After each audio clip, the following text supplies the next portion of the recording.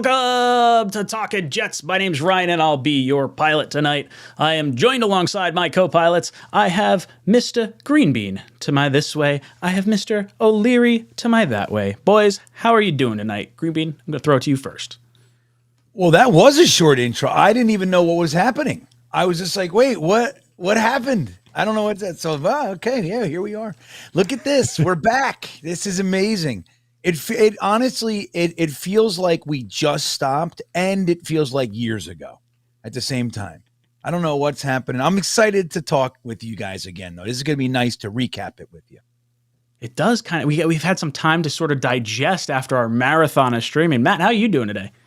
Yeah, you know, that's so funny Greenbean said that, because I recorded Just Jets right before this, and I was talking about, you know, the weekend. I was like, I think we did 17 hours. I was like, the weekend flew, but it also was really slow at the same time. I don't know how to explain it. Like, you blink and it's time for the next stream, but then you get around to day 3 and it's like we're all delirious by the end.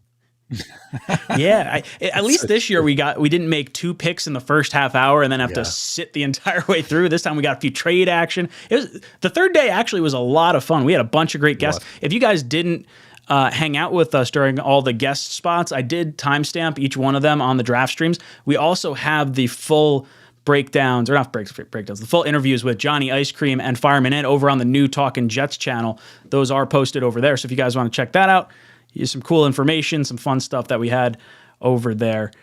We do have a poll question tonight. Who was your favorite draft pick? Will McDonald, Joe Tippmann, 𝐒𝐮𝐬𝐫𝐞𝐞𝐳, if I pronounce that right, and Zach Kuntz. You guys can vote on that in the live chat. We got like 120 votes so far, so you guys can vote on that. We'll come up with other questions throughout the night.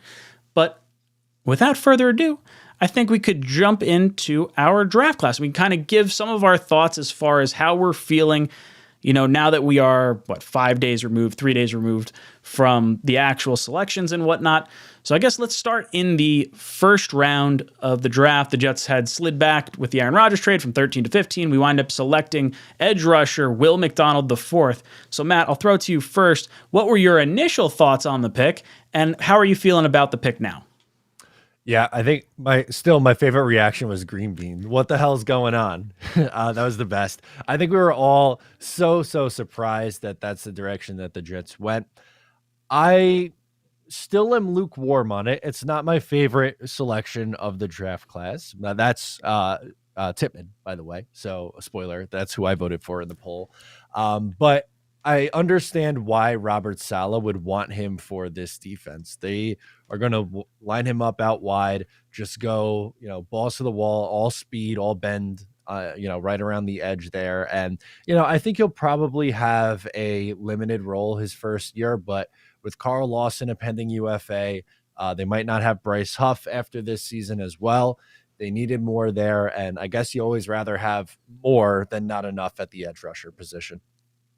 Yeah, Greenbean, how are you feeling now that we're, removed from that first round? How did you feel going into that pick, and how do you feel about it after a few days of reflection? Well, clearly, like Matt just said, I mean, our feelings when it happened are very, very clear. That's the fun part. It's like people rub our faces in it. I can speak for myself. They rub my face in it, years later, because we're out there, which is fine. But I think that's kind of the fun of it. It's like we can't hide it, man. We were all thinking one of 5 other things would have been less surprising, 10 other things, but I think so surprising. And, like Matt said, I can't get myself to be crazy excited like this was the best possible move, but I do think I understand it, looking back with hindsight. I think we need to start to adjust our fandom a little bit in what we're looking at. Like, if this experiment works with what we've been doing, we've been building a team.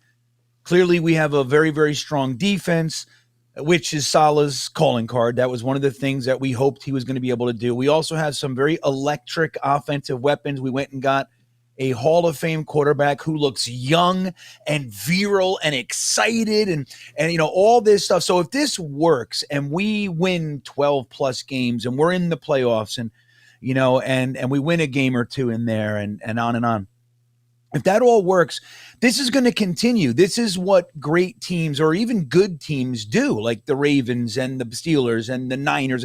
They draft a running back every year. They take wide receivers most years. They don't, they don't try to pack starters in the first 3 or 4 rounds. Like, we've been doing that forever. I mean, dude, we wanted Lorenzo Malden, a 3rd-round pick, a reach in the 3rd round. We were expecting him to be a dynamic pass rusher from the word go. Not because we just wanted it. We needed it because we were so devoid of talent. And the truth is while we could have, I think a 𝐒𝐫𝐞𝐞𝐬𝐫 would have been a much more welcome kind of plug into this team than McDonald. But the truth is they had McDonald rated higher. You know what I mean? So they weren't going to do that, and they didn't feel the need to go for need as, over BPA and all that stuff. And we might be seeing a lot more of that, of that than what we've been used to for the past 20 years, which is, shit, man, these draft picks had better be that influx of talent that we need to even be competitive. And that's a good thing. It's weird, and I don't really love it right yet. I just don't. It's weird to me. But at the same time, if Will McDonald comes in, he plays, let's say he does the 30%, and he gets 6 or 7 sacks or whatever it is, he's really good. And we're seeing him kind of be developed, him and Jermaine Johnson and Michael Clemens, and all these young guys and Quinnen are kind of developing this new guard of young, homegrown. We're going to be really excited. I know we wanted to go all in for Aaron Rodgers, and that's kind of the rub. But I think it's a good thing ultimately, and I've really warmed to it, especially looking at the, when you look at the draft chart of the highest athletic score, the Jets are number 1. Like, that's something, that's not to be overlooked. And there's a theme here, and I think I might like it if it works. Yeah, I'll admit, when we first had the draft pick come up and they go linebacker, I'm like, whoa, Yeah. What? Will McDonald? Like, I did not do enough research on this, and like, to hear his name get called out, it was funny. I think it was it earlier in that draft stream, or was it a different day that we were talking about, like, hey, is there a direction the Jets could go that would like disappoint you? And we kind of mentioned like cornerback and edge rusher were 2 areas of strength that we would be kind of disappointed if the Jets, sort of went that direction. So I think we were kind of primed in that weird sort of sense. But yeah, this draft to me, I think I was expecting it to be more about loading up the roster to try and win now with Aaron Rodgers. And I think we have started to pivot a little bit. And I think some of that came from, the tackles coming off the board just in front of us. And I think some of that had to happen at that point. And these draft picks look like they were made for the future. Carl Lawson, last year of his contract. Bryce Huff, last year of his contract.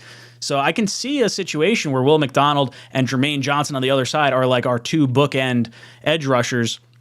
One guy that can set the end, the other one can really get that bend, be that Brian Burns-esque pass rusher that is Will McDonald. So I would say I was disappointed initially. I'm still not super thrilled with it because I do like the idea of, keeping Aaron Rodgers upright and getting, as many years out of him as possible. I thought that was like kind of the goal.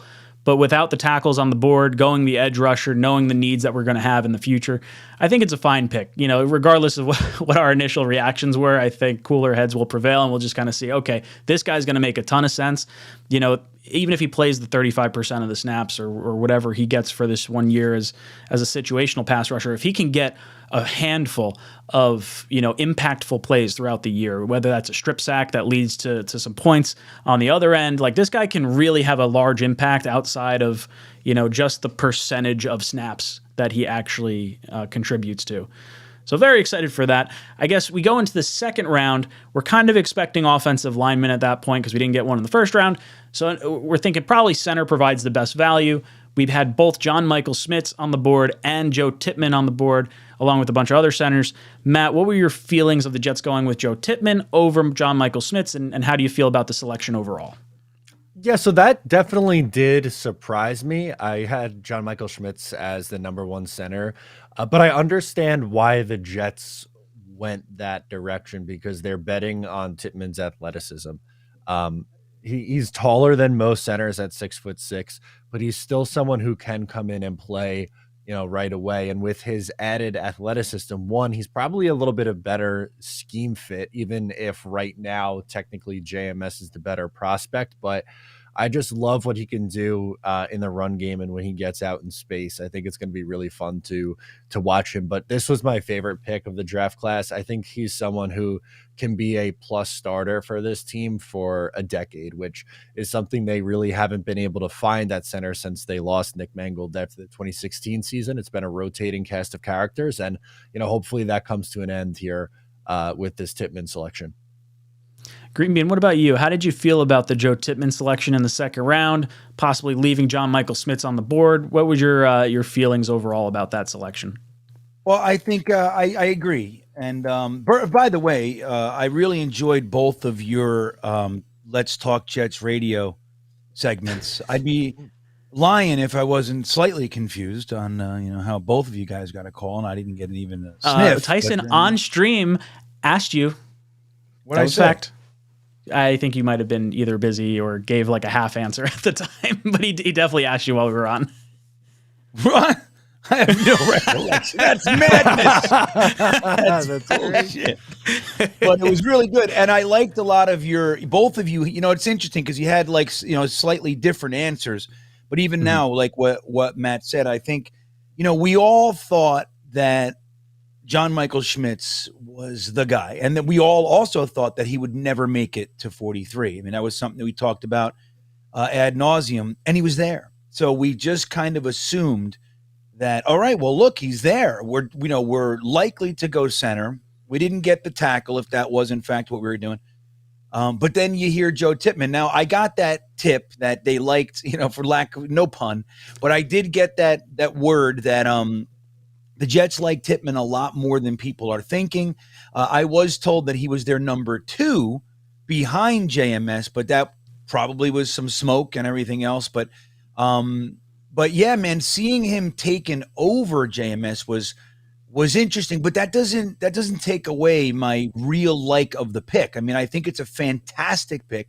I think he's going to end up starting for, look, obviously, hopefully without injury or anything like that, right? I think that if everything just goes smoothly, I think he's going to win the starting job. I think he should, and that's exciting to have somebody as aggressive, smart, athletic, big, strong, fast, all the things that he brings to the table is going to be really, really cool. So I think it's a great pick. We've been wanting a center for years. Tyson talked about it on the stream.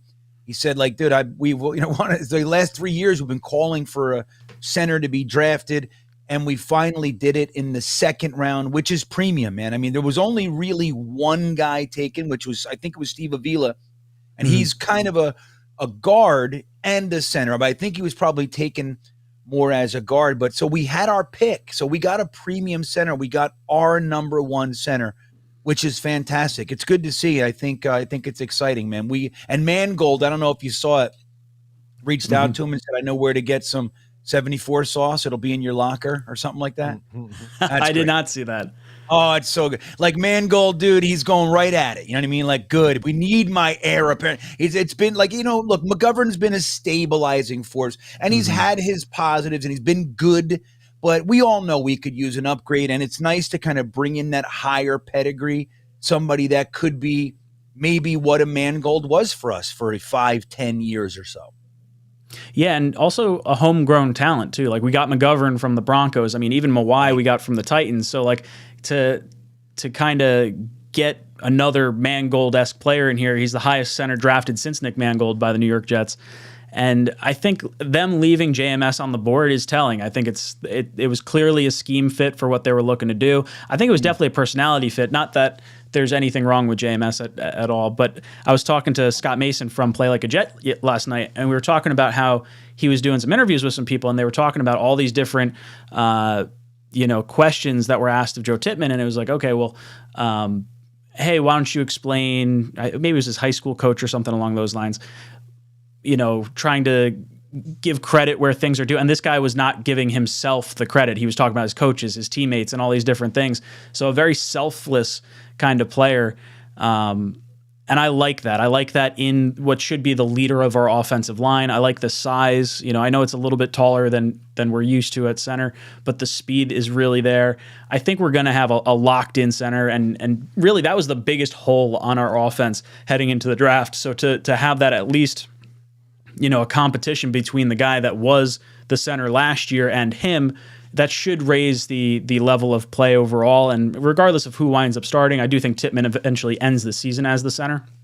And then, not to mention, you get AVT on the one side of him, you get Lakin Tomlinson on the other side of him, and then they mentioned, you know, Aaron Rodgers behind him. He's got all pros all around him. This is a great nurturing environment, and with both the first pick and the second pick, kind of what Green Bean was saying was, hey, we're not expecting these guys to have to start. They have to earn it, but we have starters in place already that these guys are going to have to elevate their play in order to get onto the field. And I really like that, because in years past, we have drafted players to fill a slot on the field, and we're getting to a point now where we have enough depth where we can develop guys, and we saw that with Jermaine Johnson and Michael Clemens this past year, what that could kind of how that could benefit the team. You're bringing them along slower. They're learning how to be a professional. They're earning their reps. And I think this is another, you know, sort of instance of that. I do find it interesting that Tippmann and JMS are forever going to be tied together because of the positions that they play, the cities that they were drafted to. Obviously, JMS goes to the crosstown rivals, the Giants.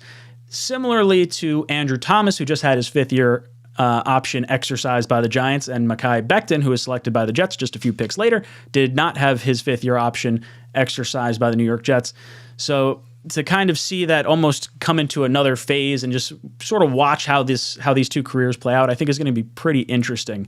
Matt, any thoughts on like the John Michael Schmitz, Joe Tippmann, you know, Jets Giants thing going on? Yeah, they are, for better or for worse, going to get compared. One, because they're from the same draft class, and number two, because they went to, you know, rival teams in the Jets and the Giants. So it's absolutely something that people are going to be keeping a close eye on. Hopefully the Jets end up on top with this one, because right now I think it's safe to say Andrew Thomas has the edge on Mekhi Becton. So yeah, for this one, I hoping that it goes in the Jets' favor, but you're 100% right. They're going to get compared, you know, for better or for worse, because one, draft class and same position, and then number two, oh yeah, by the way, they both play in New York. Green Bean, any thoughts on the John Michael Schmitz, Joe Tippmann, Jets Giants relationship? Well, you brought that up on the Talkin Jets radio thing, and I think you're 100% right, man. I think they're tied. I mean, there's just no way to do it. I mean, we chose Tippmann over JMS, who was widely considered center number one, and he went to the crosstown rivals. So there's a lot of kind of added pressure. The good news is I don't think Joe Douglas gives a rat's ass about any of that stuff, evidenced by the idea that, look, number one, he's traded with the Patriots, traded with the Giants. He doesn't care about he traded with Miami, if you remember correctly, for that running back, but then he failed his physical, so it didn't actually come to fruition. But I mean, look, the Patriots screwed us, right? Dom C is in the chat saying that Chad Forbes said McDonald was the pick, even if Broderick Jones was still there. Who knows? But the theory is that the Patriots screwed the Jets. And then a little while later, Joe Douglas trades with the Patriots. He does not care. He doesn't get caught up in that sort of stuff. He's very measured, is the word I keep hearing this week about Joe Douglas. And I think that's accurate. But as far as us, the fans, we look at that stuff. And like you said, Becton and Andrew Thomas. Andrew, yeah. Andrew Thomas. Sheesh. Once I said Anthony, I was gone. I'm like, all right, I'm going to say Anthony something weird. So, I mean, look, we don't know what Becton is yet. So, the returns are still early, and he was been injured for 2 years. So, of course, it's stupid to exercise the fifth-year option. You highlighted that really well a couple times this week, Ryan, with, the pros and cons of, exercising it or choosing not to. I mean, he's still ours for the next 2 years if we want him. You can franchise tag him. I think it's $2 million more than the fifth-year option if you really want to. And then the way you put it was perfect. It was then you're paying him for production as opposed to paying him for hope.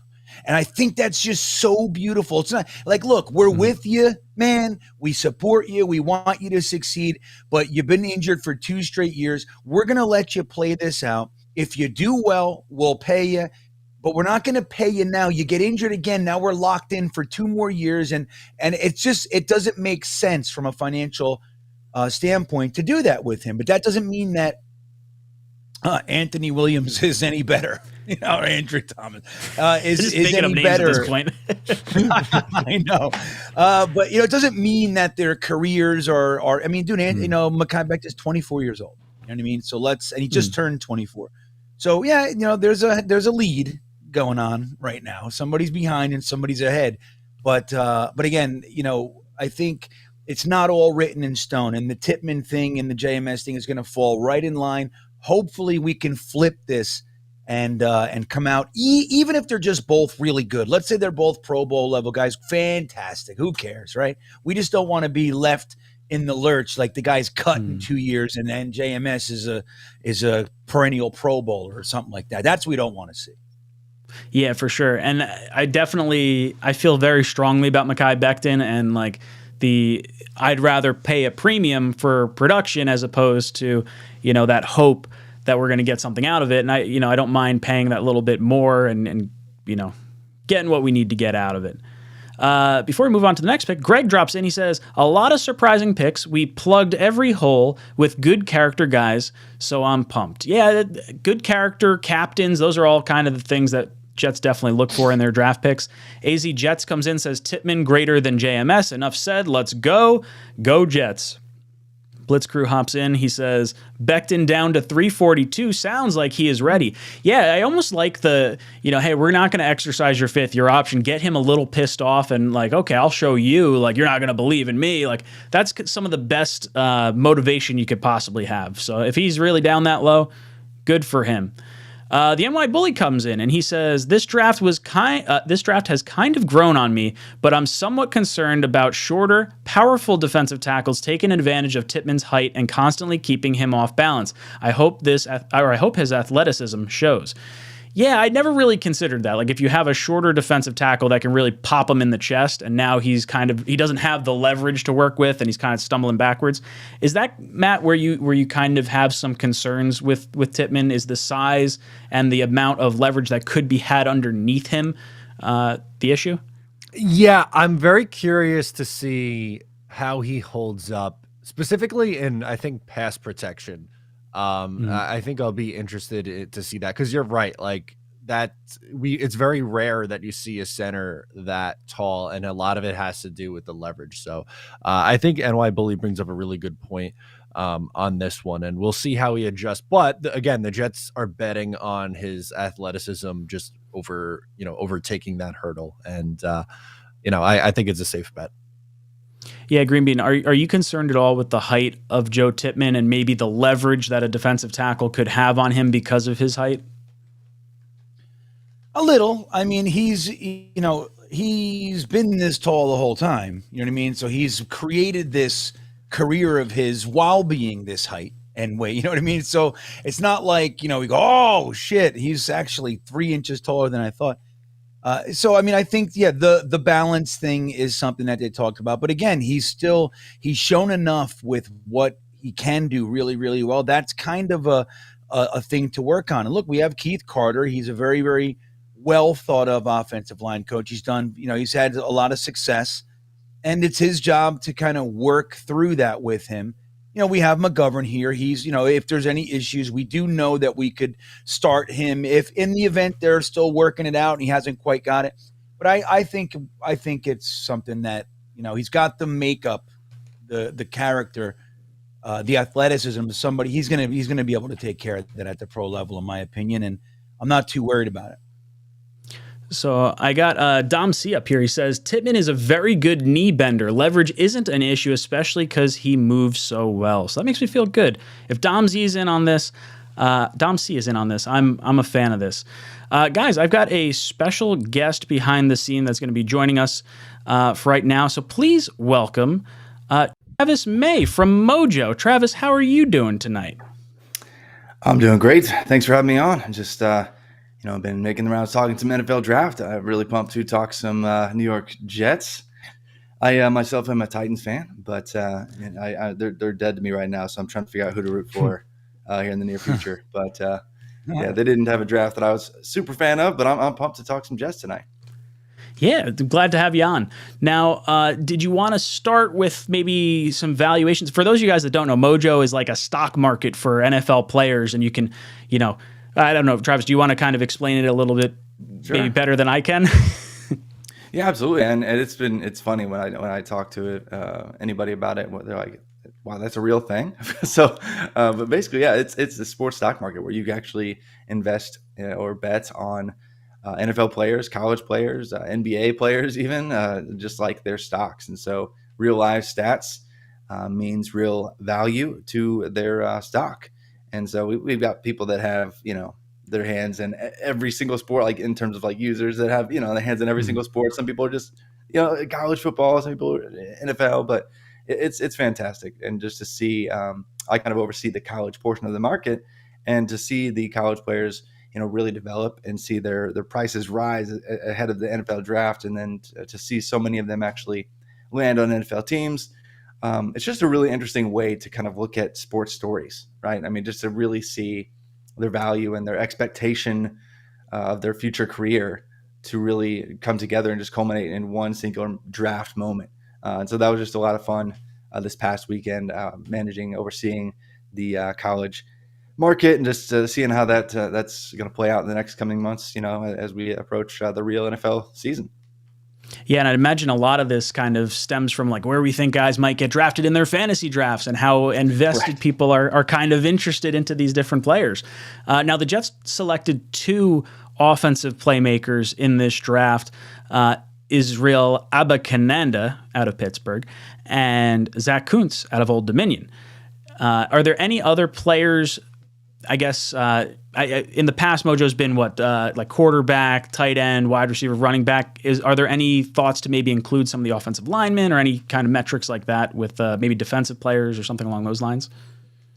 I would be all for it. I know that we would have to have a unique stat build for the defensive side of the ball, and it'd be really tough to track offensive line stats for sure. I mean, there are some metrics that are getting there with offensive line play, but a lot of them are more subjective, so it's a little bit more difficult to track. But I was a fan of both of the selections that the Jets made.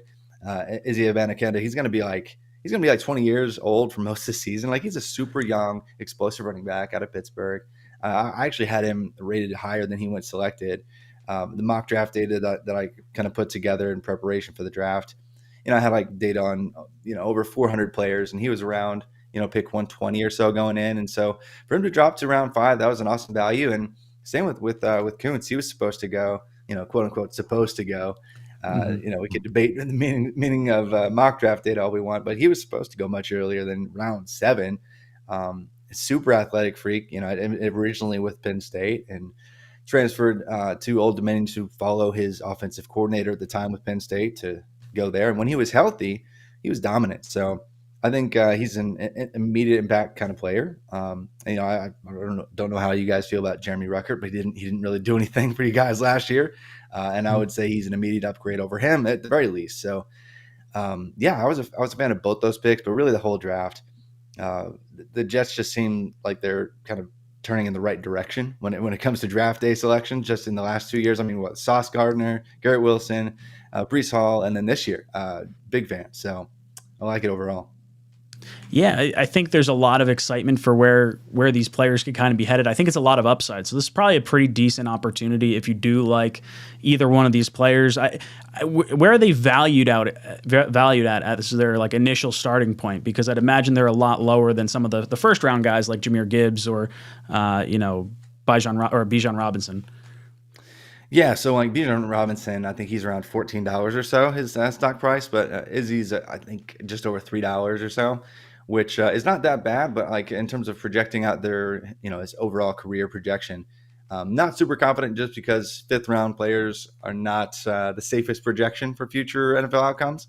And given the talent ahead of him, Breece Hall is one of the best backs in the league. Had he stayed healthy last year, he probably would have been right there competing with Garrett Wilson for Offensive Rookie of the Year. So, I mean, he's incredible. So, but I think what you guys probably saw, and I at least I saw it this way, is, man, when Brees was gone, the drop off was pretty gross. So to have somebody like a 𝐒𝐵𝐞𝐞𝐫𝐢 coming in that has peak athleticism, brings maybe even a gear laterally, just in terms of forcing missed tackles and things like that, that Brees Hall doesn't necessarily even bring himself. Just, a different type of runner slightly.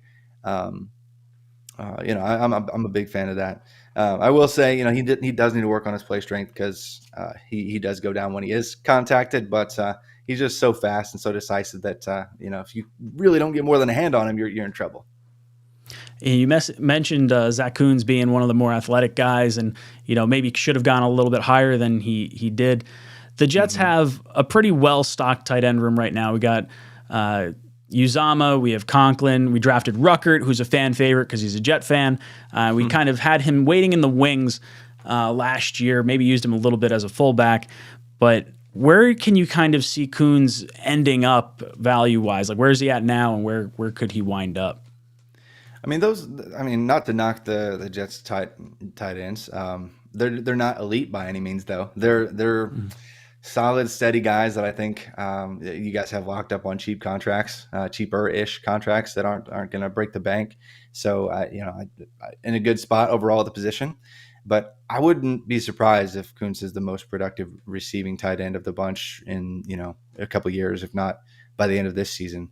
I know that's pretty bullish to talk about a 7th rounder that way, but I just see I saw his potential for multiple years in college, and I think he's right there. If he's actually given an opportunity, he might be the most athletic. He might be the best receiver of the bunch. So get him on the field and just see what happens. It's just, you have other players that can create separation on their own as well.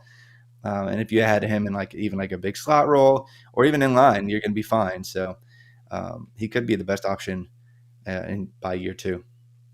So I'm curious, did you have valuations on all these players prior to going in, like a dollar amount for what each one was worth? And then did that change based on where they went? Because the Jets now have Aaron Rodgers. I can imagine maybe some, if these guys had gone elsewhere, they might be scrubs, but coming over here, we know they're going to be stars. Yeah, well, that's what we hope, I guess, if we're rooting for Rodgers being, the best version of himself. But yeah, Zach was actually supposed to be, I think, around $3 or so prior to the NFL draft, and now he's under 2. So he lost quite a bit of value, just because I think he's actually just over 1, actually, just because his 7th round picks are quite the projection typically. But we've seen in recent years some later or at least mid-round tight ends actually pan out. Typically, we want to see an earlier draft investment to project much success, but he's going to be super cheap to keep. And so, yeah, I could see him, having a fantastic career if they actually, like I said, just give him the opportunity. But really, more than just the offensive playmakers, I really appreciated just even the depth picks. And it's funny, looking at the it came up in the draft. It was the Pittsburgh. There's 2 Pittsburgh picks and a Western Michigan pick. I was like, that's odd. And I don't know if you guys really follow college like I do, but I thought, man, that's such an odd combination. I wonder what sparked that. And then I remember the name Zaire Barnes because I wrote him up after Western Michigan beat Pitt in 2021. And I was like, oh yeah, he had 10 tackles, 2 fumble recoveries, and they won 44-41 in Kenny Pickett's Heisman final season. And I had to look at it. I was like, oh my gosh. They went there trying to check out Jordan Addison, Kenny Pickett, and Sky Moore, and they were like, "Who's this Zaire Barnes guy?" And, some scout just writing it down. Remember that name because that dude absolutely balled out. And since that time, Zaire Barnes has really been rising up the ranks, especially just fun to watch on Maction Tuesdays and things like that. But it's funny, 2 offensive playmakers that were on the losing end on the team that should have won are now teammates with Zaire Barnes that took over that game. Yeah, no, for the whole draft, you're a big college guy across the board. What did you think of the Jets' first pick? The Will McDonald. I think a lot of Jet fans were kind of caught off guard because we feel like edge rusher is a real strength of our team right now. We were just kind of expecting something to help Aaron Rodgers out. So I guess where did you fall on Will McDonald to the Jets? Yeah, he's somebody that I play in the nerdiest fantasy football leagues imaginable, and so you can actually roster some of these even defensive players while they're still in Oh college, and wow. then they're automatically on your fantasy football team when they get to the pros. Really like next level nerd stuff. And I remember drafting Will McDonald, I think over 2 years ago, actually, because it was like after his 13 and a half sack or 14 and sack season or whatever it was, thinking, he's not a blue blood. It was way late rounds. I was like, but he's super productive. Like, I'm not sure how athletic he is. I'm not sure, if he's going to get the capital even 2 years ago. But he backed it up with another solid season in 2022, and his sacks dipped, but his pressures were still solid this past year. And so I was thinking, you know what? Hey, this guy could actually go top 50. And I wasn't expecting him to come off the board at 15. I think most mock draft data had him, in the 30s, something like that. But maybe at the end of the first to the Chiefs or something like that. But if you're going to just go with the guy who gets to the quarterback. Just go with the guy who has proven production, plenty of starts, consistent pressure rate. So I was a huge fan of his throughout college, and just excited that he, balled out enough to get mid first round capital. So it's a really solid player, and I like the pick. Now, how much stock does stock? How much stock does Mojo put into guys like jumping over cars? Does that increase it by like a nickel, or like where does this kind of fall into place? I can't get into too much proprietary information, but I think that's 7.5 cents. I think technically that if you can jump over vehicles, any other viral videos, really help out for sure. So yeah, like smart cars 3 cents, sedan is like 5 cents. That SUV he jumped over solid 7.5 cents. I think it makes a lot of sense. Yeah. It's a tiered system, Yeah. Now, as far as our second round pick, Joe Tippmann, center coming in for the New York Jets, what was your evaluation of him? The Jets wound up taking him over a center that I think a lot of people had as center one in John Michael Schmitz. I think I like that pick because he's like the natural center. There were a few other offensive linemen in that similar pick range, like Cody Mock out of North Dakota State and John Michael Schmitz out of Minnesota, that some people thought, oh man, that positional flexibility is fantastic. Like they could probably play, they could probably play either guard spot, center. Cody Mock was at the Senior Bowl, was trying to play like all 5 spots. He was like lining up everywhere, just like put me anywhere, coach. Like put me in. I'm going to figure it out. And so props to him for proving that he could be versatile. But if you want like the true, like a true center in this draft, like Joe Tippmann was the guy. Like he's probably not going to be a swing tackle for you if you need that to happen. But you want maybe the best center in the class, like natural center, he's probably the guy. And so I thought he would go even a little bit earlier. I thought John Michael Schmitz would even go a little bit earlier. But so getting in the middle or so, middle part of the second round was decent value for maybe the best player at his position. Matt and Greenbean, I've kind of stolen the question asking. If you guys have any questions, feel free to hop in. I'll give you guys the floor. Yeah, go ahead, Matt. Sorry. I was just going to ask for Breece Hall specifically. I know this is more college, but how with Izzy joining the team, is that going to have an impact on Breece's stock potentially, or is that more just focused on how he's actually going to produce or projected to produce this year? Really, it's really their entire career bet. So it's like not just this season. It's kind of mapping out the production that we might see from his entire career. So his price is essentially what we believe at Mojo.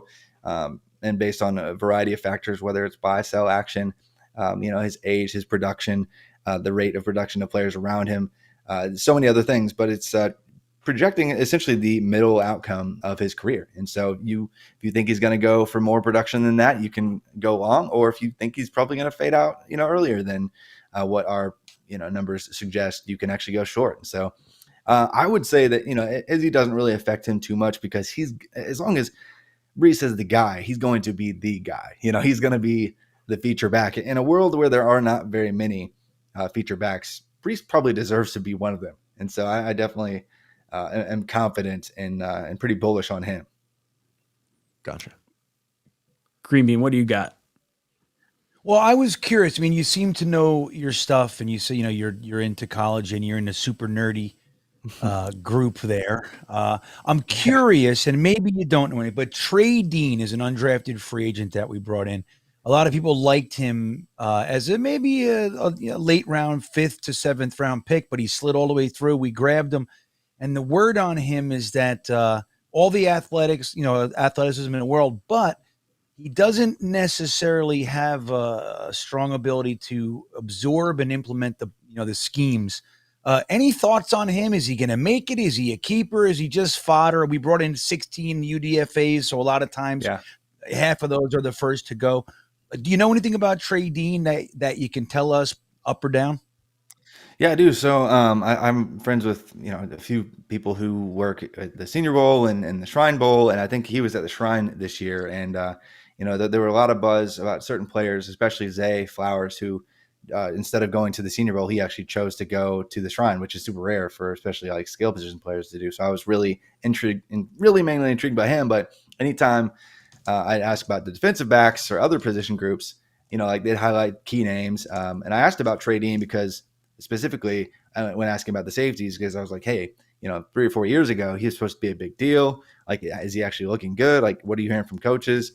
And like, it was not nice. Like what I heard back, it was not particularly nice about his, really just his ability to quickly intake and respond. Like he's, in terms of like within coverage, like in run defense, he's going to be fine. Of like, if you just need an extra body in like a big nickel package, sure. But you don't really want to put him in center field because you don't necessarily trust him in that role to be kind of the most important part of like a deep cover 3 shell.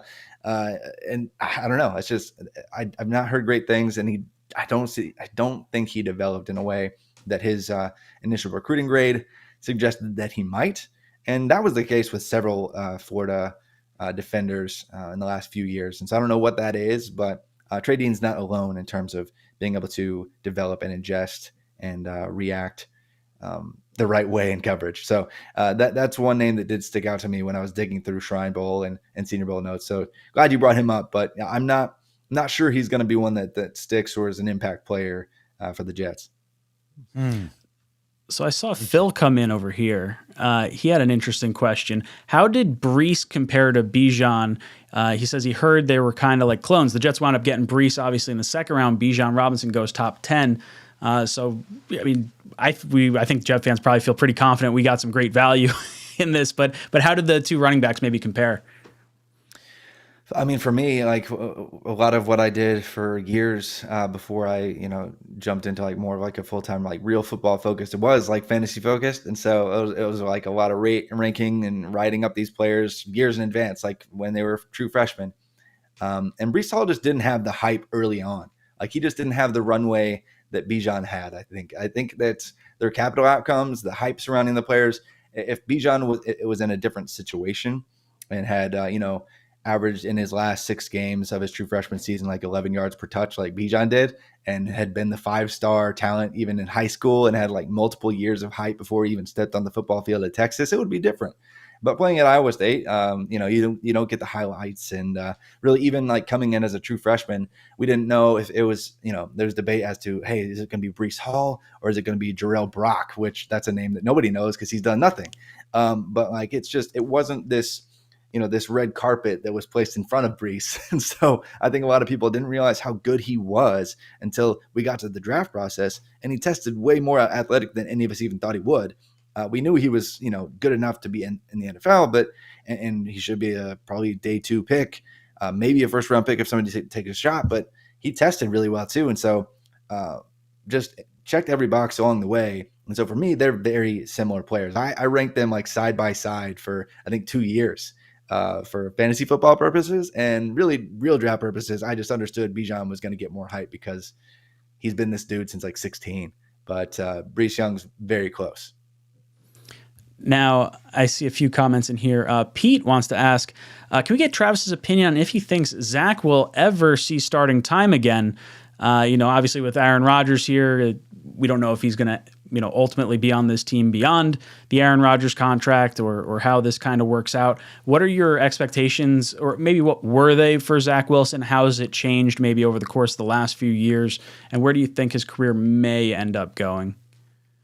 Yeah, just up top when we were talking about how good he would be coming into the process, I wasn't really high on Zach Wilson. I believe, I mean, it was a really good quarterback class with Trevor Lawrence and Justin Fields being like the high pedigree guys that we knew were going to be first round picks for forever. Mac Jones being that QB3 to the late rising star at Alabama, to Trey Lance having that miracle perfect season for North Dakota State. Uh, we knew there was all this potential, but still, many people wanted to say Zach Wilson was quarterback 2. He was my quarterback 5 in that class, and that's not to say that he was not going to project for any level of success, but digging into his profile overall, he had a bunch of mediocre production and a bunch of mediocre outcomes up to his final season. And then in a year where offensive efficiency was through the roof because, all the defenses in that COVID year, I guess it was 2020, were an absolute mess. Like that was still, it's probably going to be one of the most efficient seasons for offensive production ever, like in the history of college football ever, just across the board. And a lot of his numbers were propped up by playing pretty bad competition. Or pretty unprepared competition. Like I don't know if you guys remember the BYU Coastal Carolina game. It was one of the best games of the year that season. That was the one. And he almost brought him back to win. He had Dax Milne like right inside the 5, and I was like, it was an amazing moment. And like that was the game where many people jumped on the hype train. But even that defense, it was a bunch of guys who were not ever going to play in the NFL. So they were just competition questions, I think, for him. Even coming in, and I don't think he was ready to take over an NFL franchise when he came in, and he was probably thrust in a little bit too soon, and that probably messed him up. And so now I'm not really sure he's ever going to stick in the NFL. Jet drops in here and he says, who was your number 1 wideout in last year's draft? Obviously, Garrett Wilson was taken at number 10 overall. He was the second wide receiver off the board. Last year's receiver class felt a lot stronger than this year's. I mean, even purely just by the number of guys that went higher in the draft this year. What was your feelings of last year's class versus this year's class? So last year my wide receiver 1 actually was Garrett Wilson. So props to you guys, nailed it. And that looks like that was the right decision. And Chris Olave was my wide receiver 3. And prior to the draft and him landing with my Titans, who just love to destroy wide receiver careers, Treylon Burks was up there too. And Drake London, obviously, I was a huge fan of his for a long time. But yeah, it was just a much deeper class. Like there were probably 5 guys in that class that would all be up for grabs in the wide receiver 1 conversation this year. So yeah, it was definitely weaker. I mean, this class had a lot of depth in terms of like your speedsters and your small guys that can create separation, but don't have, they might have real measurable concerns. And so, yeah, we were left lacking for wide receivers and true difference makers. I really like Jackson Smith-Njigba. Zay Flowers, I was a huge fan of his. Jordan Addison has been a stud since like week 1 at Pitt and even at USC fighting through injury. So yeah, there's a few players that I really was higher on, but yeah, it's definitely a worse class. So you mentioned Jackson Smith-Njigba there. He was in the same wide receiver room as Garrett Wilson and Chris Olave. How did you compare him to those 2 receivers? He only played, a handful this past year because of the hamstring injury. So how did you kind of view him versus the other guys? I think he was really close, like maybe just 1 step down from Olave and Wilson. His really impressive season was kind of buoyed by the fact that you're sharing the field with Wilson and Olave, and you're in this hyper efficient role within that particular offensive scheme that they love to shove a bunch of volume to their slot option. So it just kind of made sense that he was going to have a fantastic season. Like the year prior, Garrett Wilson was actually in that role for the most part, and not so much as an outside guy. And then when they moved JSN inside, we saw a lot of Wilson winning outside, and that helped Wilson's overall resume because we saw him win all over the field in X, Y, and Z roles and prove he could just do it all. And whereas JSN has more questions because like 85% of his snaps were in the slot. And so, is he only a slot? And I don't think he is. I just think that there were probably a couple more questions with him than with Wilson or Olave. So Johnny Bravo hops in. He says, since the Jets are deep at cornerback, do you see value in trying to move Jarek Bernard-Converse to safety since the Jets have a need there? Is that something that you think he might be able to shift over and do? Or do you think he was a safety at LSU? I think they announced him for the Jets like on their Twitter or whatever as like a cornerback. So I'm not really sure like what this guy could bring to the table. I saw his quarterback rating against was like, I think it was 104.8. So it wasn't like real great, but he was also a transfer into LSU. He wasn't like a 4-year starter over there. Yeah, so I would say he's more of like your stereotypical wide corner. Like he really did not play. They put him in the box some, but in terms of like a free range, free safety type player, like he's not that guy. Like even when he was a transfer from Oklahoma State, like even then he was just straight up outside wide corner. And so to me, if you do that, that's fine, but I think he might get lost a little bit early on. So it might be like forcing a square peg in a round hole there to try to make that work. So I would say maybe move somebody else out of their stereotypical role that might have a more natural fit there. If you're worried about depth at the safety position or corner position, because that would be making. I just don't see that fit at all given his experience. That's the short answer. So Matt hops in. He says, what are Travis's feelings about the Titans taking Levis? He sounded frustrated. How are you feeling about the selection? Oh, you got that? You felt that? Yeah. No, I was, I mean, just not super pumped about it. Realistically, he was like my quarterback 4 or 5 at best in the class. Like, does he have the proven pass efficiency profile that Bryce Young or C.J. Stroud does? No, he doesn't. Does he have the elite athleticism that Anthony Richardson does? No, he doesn't. Does he have more proven success track record against the SEC like Hendon Hooker does?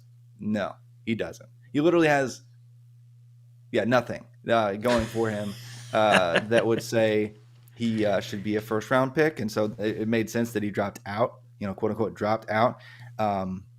But to be the future of the franchise, like it's just gonna be really frustrating because he's not going to succeed, and I'm gonna have a few more years of the Titans wasting their time, and then being in great position to draft Arch Manning, I guess, in 2026. So maybe they'll have it figured out by then. Phil hops in with another question. He says, with the Jets sitting at 15, we obviously selected McDonald. We had Jackson Smith-Njigba there. There was 𝐒'I'Jiakansey, all that stuff. If you were the Jets sitting at pick 15, what was the pick you think they should have made? Ooh, that's a fun one. I'm trying to think. Like, I'm trying to remember who was, all the different options that were there. 15. All the tackles were off the board. Broderick Jones went just ahead of the Jets with the Steelers trading up. I would have probably gone Christian Gonzalez. Christian Gonzalez would have been the play there for me. Ooh, wow, interesting. I would not have thought corner. I mean, he's definitely. I think he was probably the best player on the board. To me, that's what it is. Yeah. Yeah, that would have been wild. Greenbean, how would you have felt if the Jets wound up taking Christian Gonzalez after taking Sauce last year and then having Reed and all that good stuff? After vomiting, you mean? Well, I mean, those were literally the two positions. Cornerback and edge rusher were like the two things that were like, I'd be like kind of bummed if we took that in the first round. We wind up taking the edge rusher, so here's the opposite end of the question with like maybe a corner. It's true. Those were the two positions, but I think I would feel even worse at cornerback because there's no rotation. You know what I mean? Yeah. It's like Sauce and Reed are out there. We have Eccles and Michael Carter II, and even Bryce Hall. It's just there's a lot there. Top 15 pick. I get it. I know what you're saying. I mean, he's a stud. Yeah, but, for me, I advocate for just taking. To me, he should have been a top 10 pick, and that's why to me it would have made sense. Just adding ridiculous. It would have felt like a luxury pick, because you guys have fantastic studs there. Maybe him or, JSN, that would have been okay because he was kind of quote unquote dropping in that range too. But outside of that, like they were just in kind of a weird spot because, all the, stud offensive linemen had just kind of gone ahead of that range. And, I don't think it would have made sense to reach for Cansey in that range. I think even him going at 19 was kind of like, it was kind of odd. He felt like a late first grade to me just because of the size concerns. And so you could have gone in so many different directions there as the Jets just because of how the draft was falling. Matt, it looked like you had something you wanted to say there. I think of the two, I would have preferred JSN over the Gonzalez choice thrown out there. Because then we're back to the days of the Jets taking interior defensive linemen over and over again. It's like, oh, it was the best guy. You had to take him. And it's like, oh, well, now you got Muhammad Wilkerson and, all these Quentin Copels and I get it. Richardson. Yeah. And wasn't there like that back-to-back safety year too? Like, yep, Adams and May, round one, round two. Yeah, not our best thing. But Jamal Adams turned us into Garrett Wilson and AVT. So, hey, maybe McCagnon was thinking ahead of his time. That's right. He was a forward thinker. Some 4D chess. Now, Travis, before I get you out of here, anything you want to plug or anything you want to let the people out in the chat know? Oh, well, sure. I mean, if you guys want to pick my brain about college football or NFL draft or NFL anything, that's what I do. I eat, sleep, and breathe that basically every day. And so you can find me on Twitter at @FF_TravisM. If you want to come tell me I'm wrong about who the Jets should have taken, that's fine. And then, definitely check out Mojo just because it's a lot of fun, the sports stock market. And that's just been amazing that I get to do that full time and overseeing the college portion of it. And then I do a podcast where I talk football with guys like you and talk about some fantasy football, some college football, NFL stories and things like that on College to Canton podcast. So yeah, that's where you can find me these days. I cut out all the writing stuff for the most part, which actually feels good because that's a grind. I love it. Travis, thank you so much for joining us tonight. Guys, make sure you check out Travis on Twitter. Follow all his stuff. He's got the podcast and everything. If you want to learn some great inside knowledge, also check out the Mojo Stock Market. They got some great things going on over there. Travis, thank you so much for hopping on. And you have been Thanks so much. Ejected from the cockpit. There you go. Always fun to have these guys on. I love that sort of stuff. Matt, any thoughts about Anytime what we can see the Travis was chicken, kind of? too. Oh, I love launching the chicken across the screen. It's always Chicken is great. the best. Was there anything that stood out to you that Travis was kind of talking about with our guys, or even like some of the players from last year's draft? Yeah, I was curious. That's why I asked him about Breece Hall and if he thought there would be any impact on the Jets adding yet another running back. I'm still trying to shake the Gonzalez at 17. That was an interesting one. But yeah, I'm excited to see how these guys develop and how their stock prices are impacted by that. Yeah, Green Bean, anything that Travis said that sort of piqued your interest or Well, I think falling in line with the idea that Mike McDonald, I do that constantly. Will McDonald, Mike McDonald, but I just that he was kind of considered a late first, even early second round pick. It's tough. It's tough to swallow. You can see why Joe Douglas would want to slide back a little bit. I'm sure he had a sneaking suspicion that maybe at least another team out there also saw what they saw in him and didn't want to risk losing him if he was their number one at that point. Like, let's say the report that Broderick Jones being there didn't change anything is true. Look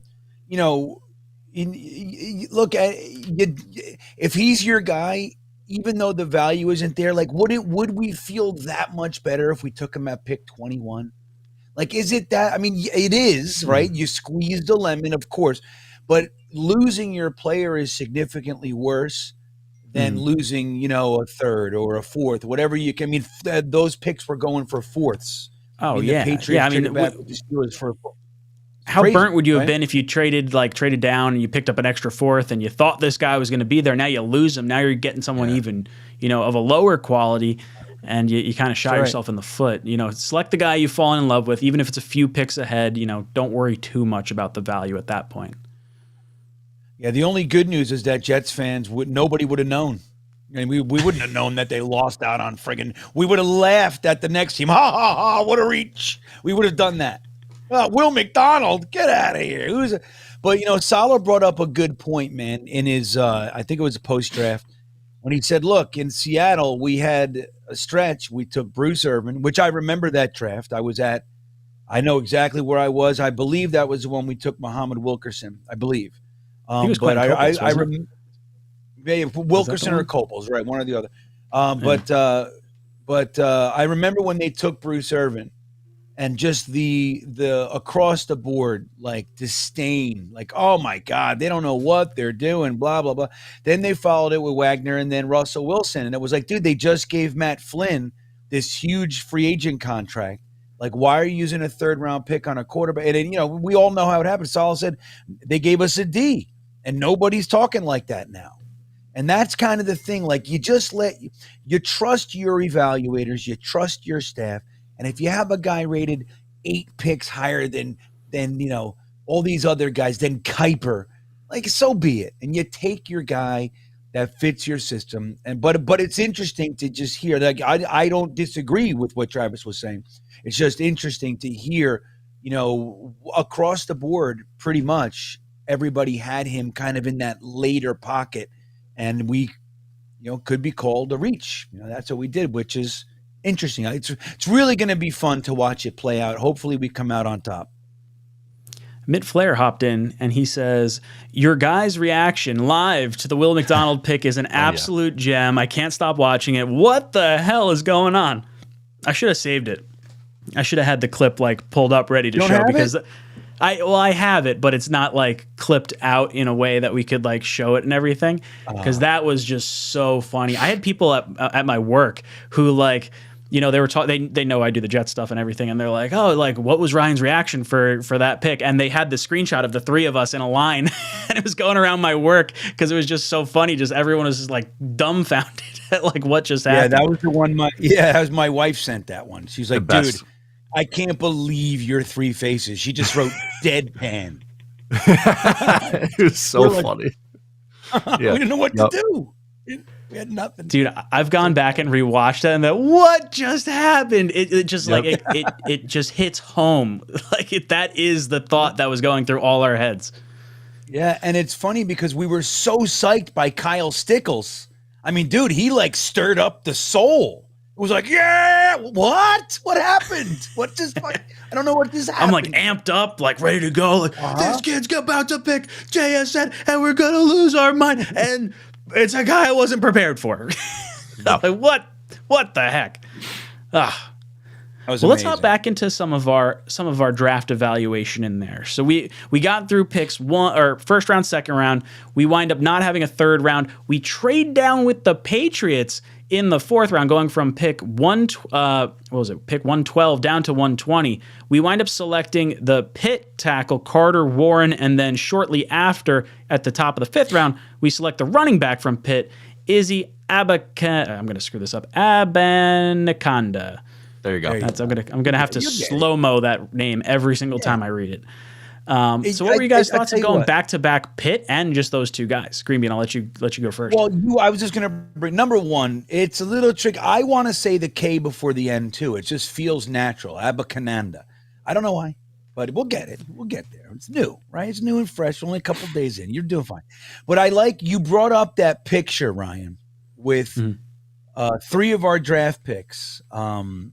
Xavier McDaniel. What the hell's the guy's name again? It was Carter Warren blocking. It was Izzy running the ball, and then it was Zaire Barnes tackling him. It was like all 3 guys in one highlight. Such a great shot, man. And that's it's super cool, man. I think it's exciting. It's fun to do that. And then we grabbed another Pitt player as an undrafted free agent, who, by the way, is considered. I mean, he's a very highly, very, very well thought of guy. Problem with him is that his athleticism isn't, he doesn't really have any. His thing is like the will to succeed. You know what I mean? He's got measurables, his size and strength and all that. But anyway, it's just interesting to see us bring in 3 guys from Pitt, from one school in here. I think it's cool. Matt, how did you feel about the Carter Warren and Izzy picks? Yeah, so for me, Carter Warren, I think is going to be, offensive tackle depth. I don't really have an expectation for him to play all that much this year. I think maybe best case scenario, he develops into, a potential starter down the line. But I think more than likely, he's just going to be a serviceable backup, which is okay. I mean, getting a serviceable backup in the 4th round is more than okay for me. And then I think Izzy is someone who's going to have a pretty nice impact for the Jets this year. Because Breece Hall, I don't imagine they're going to give him a 100% workload early on in the year. Plus, he also has return experience. So I kind of think he's going to be like this team's version of Leon Washington from back in the day. He'll get some touches. He'll be involved in special teams, kind of, all over the field with his speed. I know Matt likes him some, was it? You said Bilal Powell? Is that what it was? Or no, Leon Washington? Leon, oh, that's what it was. I had Powell in my mind, and I'm like, oh, Washington. Because I also always talk up Bilal Powell, but I do love me some Leon too. Yeah, I think with these 2 picks, I'm kind of on the same wavelength with you as far as tackle goes. There's a lot of hope with like the length of his arms and everything, and the size. And had he, I think it was stayed healthy, he tore his meniscus last year. So maybe with a healthier body, maybe he goes even higher than the 4th round. So I think that's going to be an interesting one to kind of watch. A developmental tackle. I think I sort of put him in the same mold as, Max Mitchell and Cam Clark, in our last few drafts. Someone that you can develop slowly here with a lot of upside. And then with Izzy, I do think he has a little bit more of an immediate impact because of the injury to Breece Hall, because of the maybe shaky footing that Carter might be on. And you don't really know fully what Bam Knight's going to be. I think a lot of it's going to wind up hinging on this offensive line and whatnot. Justin pops in here. He says, besides Tippmann, who else can make an impact on this team immediately? So I think that's probably... This is going to be a really interesting question. I'm curious to see where you guys go with it. I know who my answer is going to be right now, but I'll go to Green Bean first. Who do you think could have an immediate impact from this draft class on our team, Green Bean? Well, besides Tippmann, I don't like that, Justin. I wanted to say Tippmann, but I think Izzy is one that I think, you know what it does? It allows us, and we talked about it a little bit, but I think it allows us to kind of take a little bit of a slower roll with Breece. We don't feel that need. Tyson said from Let's Talk Jets Radio said it well. He said he would rather have Breece at 100%, week 14 than week 2. You know what I mean? Like it's not to say all games are important and all that, but we already know, man. Look, we were 7-3 last year, riding a wave, and we didn't make the playoffs. There were teams like the Steelers and they were looking like they were going to have their first losing season, and they come out with a winning record. And it's like, so winning in December later in the season is really where it's at. So, rushing Breece back, I think, could be fool's gold. We might regret that. So Izzy, I think, gives you the ability with Michael Carter. I don't really like how so many fans have just abandoned him. Like, he had a good season, an exciting season for us. Then he had a down year for myriad reasons. Who knows? We know the LaFleur thing and all that. He looked good early, and then it's like he sucks. Well, why does he suck? Why? He was fine, then he had a bad. Now he sucks. So I'm not there. I think Michael Carter, Bam Knight, and now Izzy, that little group could really have some impact. Because let's not forget, man, the reason that the running game shut down last year is we had no threat of a passing game. It was teams were daring us to let Zach or Mike White or Strevel or Flacco beat them. They're like, go ahead, man, throw it around. We'll just put our guys man, and we'll put 8, sometimes 9 in the box. We're going to take your running game away. And that's kind of what we saw. That's not happening with Aaron Rodgers, man. It's not. You do that, he's going to slice your head off, and they know that. So I think the running game is going to open up a little bit, and adding Izzy to that, I think is going to be helpful because, I mean, what's the term we see? A home run hitter, man. That's what this guy is. He can take it to the house anytime, and that's exciting, and I think that allows us to kind of slow roll Breece. But I wouldn't just assume that Will McDonald isn't going to have an impact either. I mean, it'll be limited, but I think if he's that good, he might be exciting too. But I would say Izzy's the guy. Matt, how about you? Where are you thinking who might have the most immediate impact on this team outside of Tippmann? Yeah, to me, there's only really the only choices are Izzy or Will McDonald. Izzy, I think, is going to be or end up being RB2, and I'm with Green Bean too. By the way, I don't think you should completely discount Michael Carter. I think he is a bounce back candidate, and also with Will McDonald, I think his impact on third down, getting after the quarterback, could be really big impact on this team too. So I think it's really one of those two guys. Yeah, that's funny. That's actually exactly where I was going to go. Will McDonald, as much as I was surprised with the pick, I think he has the ability to impact the game in such a strong way, because the way he would impact it would be strip sacking the quarterback, and now all of a sudden it's change of possession, it's a loss of down, or it's a big loss overall. I think even with limited snaps, even if he's playing 30% of the snaps, if he's in those situational pass rush situations, kind of like we saw with Bryce Huff, I think he could have that really big impact. Now, I do think Izzy probably has maybe more of a well-rounded impact overall. Like, it might be, he might score a few touchdowns, but from an expectation point, I kind of have a little bit more expectation for Izzy, I guess, because of the Brees injury than I do for Will McDonald. I probably have lower expectations for him just because of the depth we have at that particular position. So great question, Justin. You didn't freeze us with the 20. You had the opportunity to freeze. Justin. Yeah, Justin, let us know who you want to freeze. Drop it in there. Drop it in the chat. Randy says, McAfee show. You guys see Aaron. He sounds excited. I caught half of it. I didn't actually get to listen to the full thing. I was driving home today, and I caught like a little bit of it. But yeah, it seems like Rodgers is very excited to be a New York Jet. He's going out on the town. He's going to the Knicks game. He's going to the Rangers game, all that good stuff. And it seems like, he's trying to learn the names. He's getting the chemistry there. All the stuff that, not to say that he wouldn't do it in Green Bay or wasn't going to do it in Green Bay, but I think the concern with Aaron Rodgers for me was the level of commitment that he'd have. And while this isn't necessarily football related stuff, it is chemistry building, and it is showing like, hey, I'm not just some guy that's collecting a paycheck for this year, and I'm not, it's different than Favre. Like, Favre was kind of like stuck here because of when he came out of retirement. Rodgers chose here, and I think that selection of the New York Jets, and then maybe realizing where things could have gone wrong last year in Green Bay, and how not having the connection with your wide receivers, or maybe understanding certain plays, maybe did not end up with the best end results there. So, Green Bean, what did you think about Aaron Rodgers on the McAfee show? Dude, how happy does Aaron Rodgers look? He's so excited. He talked about Garrett Wilson, and he talked about meeting everybody and going out on the town. He said it was a great week.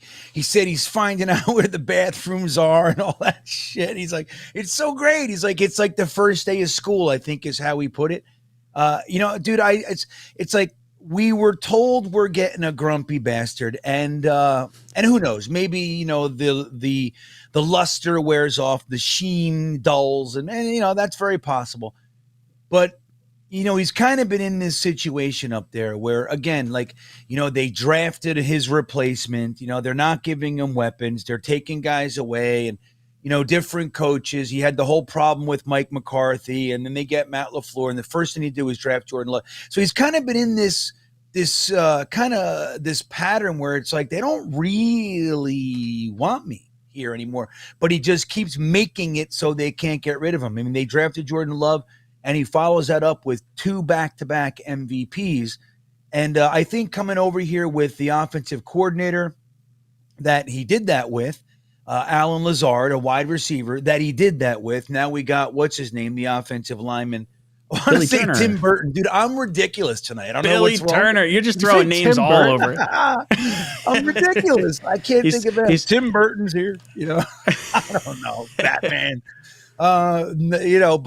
Yeah. So, I mean, there's a lot of like familiar faces to go with, like a really exciting young team, man. And, he talked about Garrett Wilson, compared him to Devontae Adams a little bit.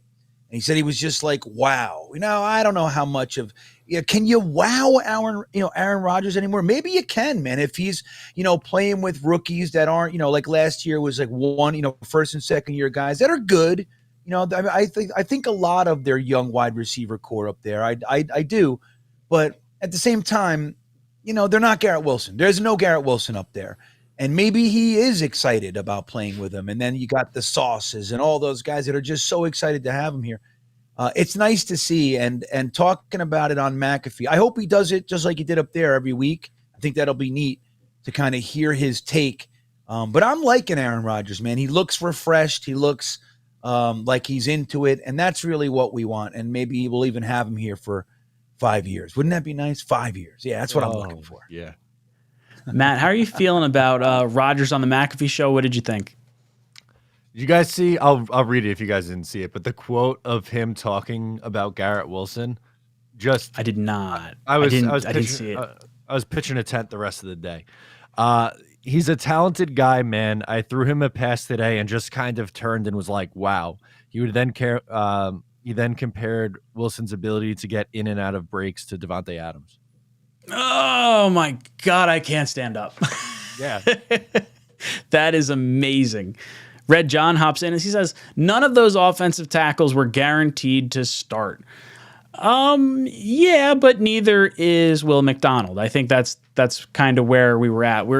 I think a lot of us were hoping that the pick that we were making at 15 was going to be a pick that would help Aaron Rodgers, and adding a defensive player to an area of strength kind of threw us for a little bit of a loop. So even if it was an offensive tackle that needed to sit for a year or even half the season, you still have Mekhi Becton, who's in a contract year now. You have Dwayne Brown, who's 38 years old going into the final year of his contract. You got Max Mitchell with blood clots. So you don't have anyone at that position right now. So the tackle didn't need to start. It just needed to make sense as a developmental person for the future. Will McDonald does, but we have the starters in place right now that I think a lot of us felt comfortable with. Now, I want to slide into a few more of our draft picks here. We obviously talked about the 2 pick guys. We made selections in the 4th and 5th round. The Jets wind up trading down from pick 170 with the Raiders to get pick 204 and 220. I know we had a few comments about that throughout the draft stream. Maybe we dropped a little bit too far, saw a few big names come off the board. The player we select at pick 184, granted, that's our own pick at 184, or actually I guess the Patriot pick that we got in the trade.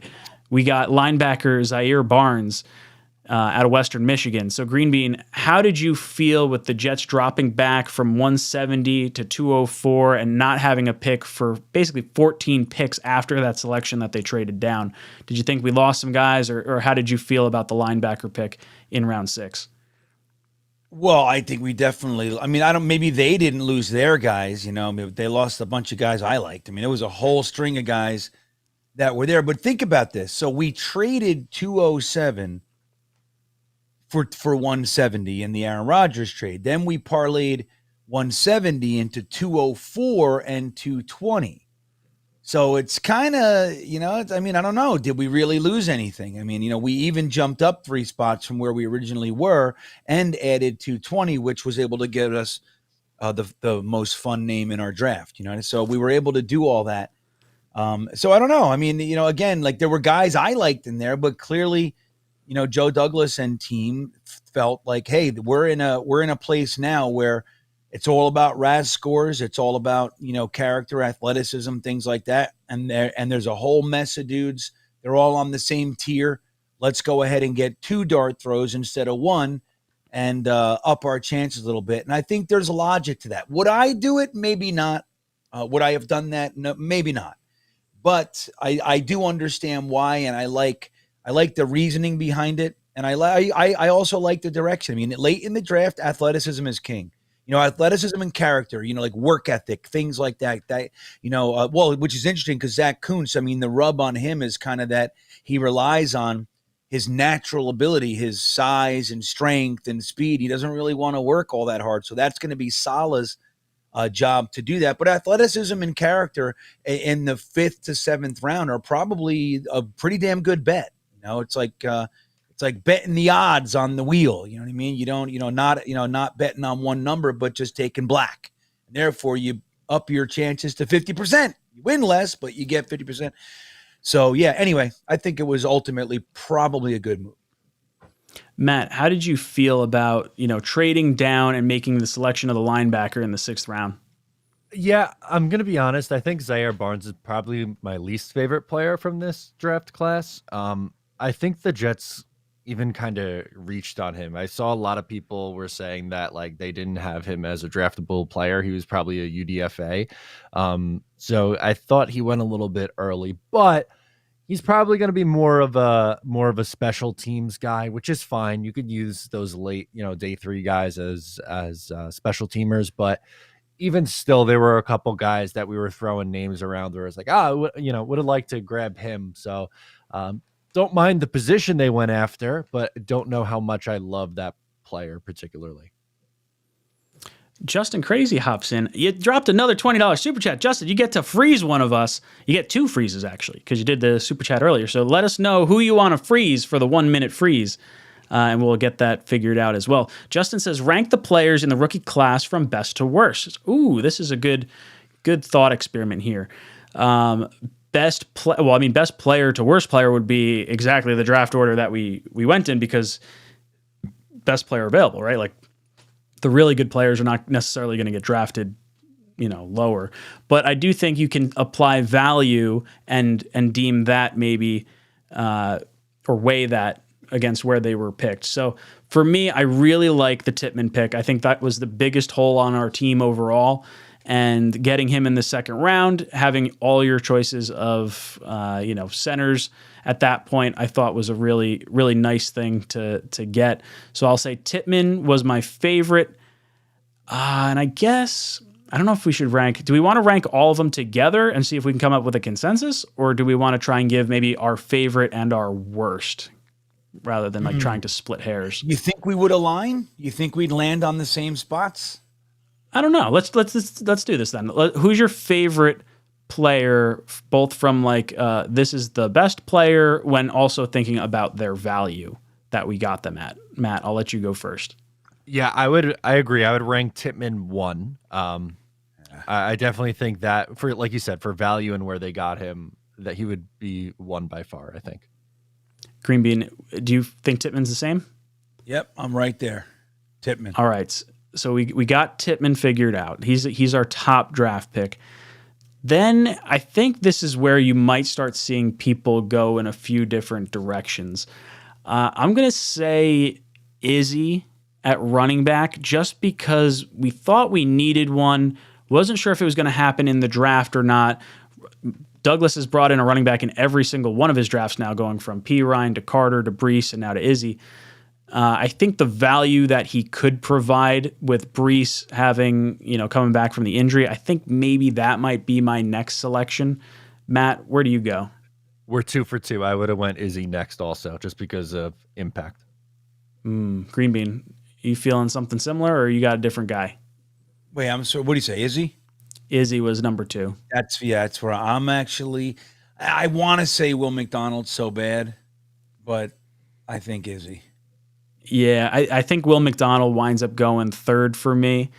And it's a weird way to say I'm splitting hairs, going from a 15th, overall pick in the edge rusher, and then possibly thinking a little bit about the tight end in the later parts of the round. But I would say Will McDonald's my next guy, and that's because of the premier position that he plays, the valuable strip sacks that he could bring to the table. Even though it's a rich position that we have, we saw what our defense looks like when you lose Carl Lawson and when you lose Vinny Curry. And if you're not scoring points where you could take advantage of the pass rush, that's a big issue. So bringing in Will McDonald and having him when we have 2 guys that are on expiring contracts, I think he would probably be number 4, or was it number 3 on my list? 1, 2, 3. Yeah, he'd be number 3 on my list. Matt, is that where you fall, Will McDonald, or you got someone else? 3 for 3. Ooh, I like that. Green Bean, I'm assuming McDonald's here for you? Look at us. We're all together. So this next one, I guess this next one could be interesting, because I think it probably falls down to Zach Kuntz or Carter Warren. And Carter Warren provides the depth that we needed at a position of, I don't know if I would call it weakness, but definitely a thinner, margin of error when you're talking about the tackle position, where Kuntz is definitely more of the high upside, crazy RAS score. Could this guy wind up being a real playmaker in the future? We're not probably going to use him right now. I don't know what happened to Green Bean. He disappeared. Oh, there he is. Hi, Green Bean. Peter's being weird right now. I'm nervous. It's all good. It's all good. So I guess I'm gonna say Carter Warren, because he had the meniscus tear this past year. I think it's interesting to see where he could have gone had he not had that injury and he was able to participate in the combine and the Senior Bowl and pro days and stuff like that. Matt, where do you fall on this next pick? Do you think there's value somewhere else other than the tackle? This is where we differ for the first time. I would go Kuntz and then Warren. So I flip-flop probably the direction that you're going. I think where they got him in the 7th round is really intriguing. Now, you do bring up a good point, too, with the injury to Warren and really how that impacted his draft stock.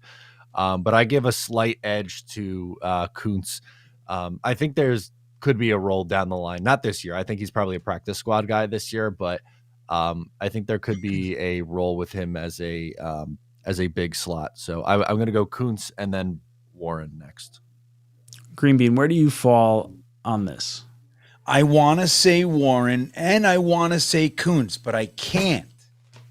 I think that Jarek Bernard-Converse is penciled in to be the Pinnock replacement project. The good news is he's actually he might be a better candidate to switch from, naturally switch from safety and from cornerback to full-time safety and actually make an immediate impact. He'll be competing with Tony Adams and Ashton Davis. That's fine.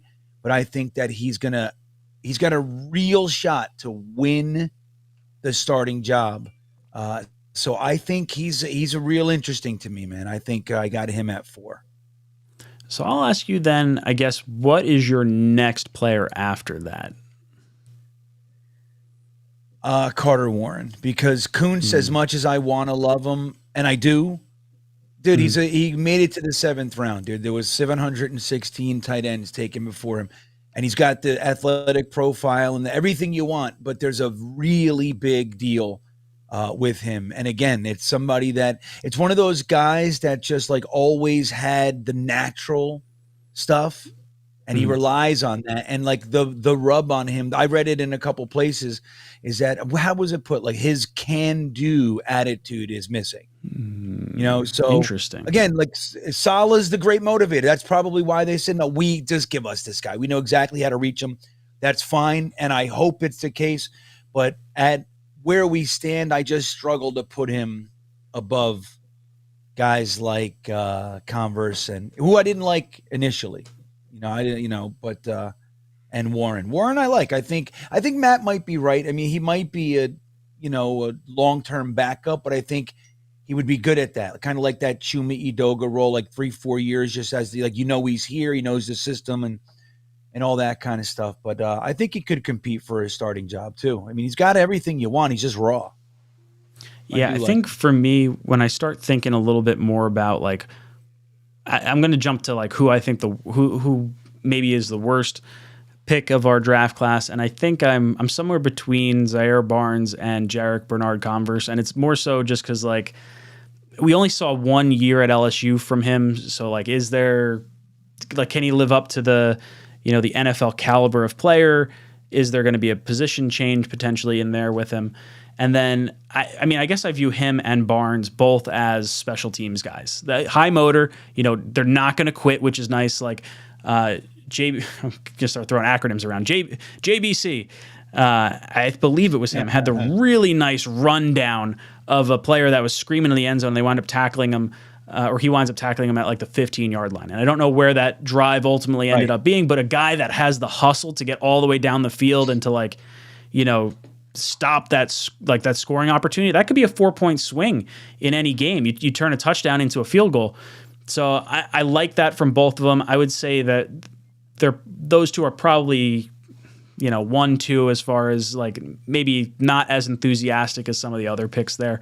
Matt, what about you? You had mentioned Barnes possibly as your least favorite. Yeah, so that's what I'm going to end up doing. Barnes will be my last guy, and then Bernard Converse right in front of that. I just both Bernard Converse and really Bernard Converse, Carter Warren, and Kuntz are all kinds of projects in a sense that for Warren, he is coming off the injury. Kuntz is just an athletic freak who needs to be developed. And Bernard Converse is changing position. So I think the position change is what knocks him down a little bit, because I don't know. It might take him a little bit to get as effective as some of these other guys.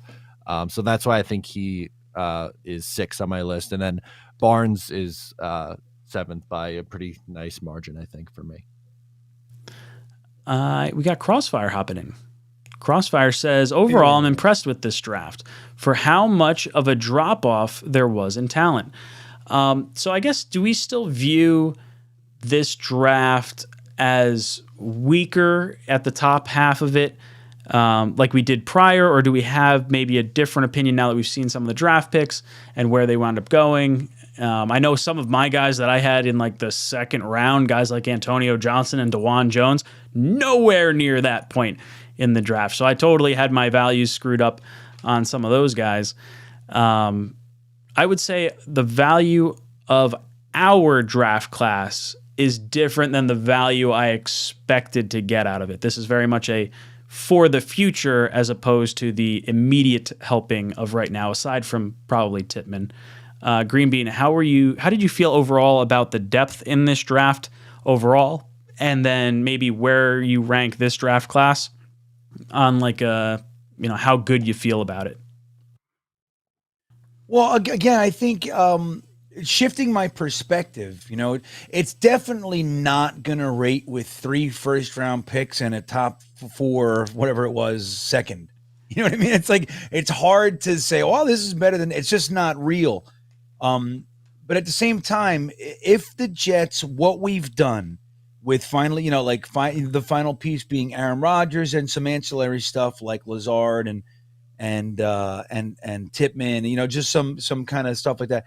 But like, let's say that we're now shifting into what good teams do, which is you take the best players on the board and you kind of, you have that deep pipeline going. When guys are ready to leave, you don't miss a beat. Like, we're shifting over to that. If this is that first draft where that's really evident and starting to take place, guys like Mike McDonald and Carter Warren and all these guys, let's say in a year, 2 years, there are starters, but we're winning right now because of Aaron Rodgers and Garrett Wilson and Sauce Gardner and DJ Reed and Quinnen and all those guys that we have, then this draft is a slam dunk. And maybe it's not the slam dunk for this year.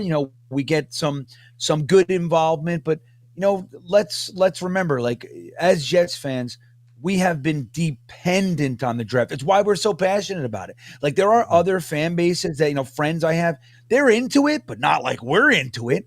I mean, shit, we know 6 rounds deep safeties, you know what I mean, from small schools, and like, we're ridiculous. And like, all the stuff I know, I don't even know anything compared to a lot of you guys. Like, that's how deep we are, deranged because we have depended on the draft. And to see the team shift out of that, I think would be really, really cool. And if that happens, then this draft class is very important. And I think that what we did with athleticism and character and all those types of things is the way to do that. Not just take these flyers on guys with issues, bad, personal habits or criminal shit and all that kind of stuff. We're like staying away from that, man. And I think that's a positive.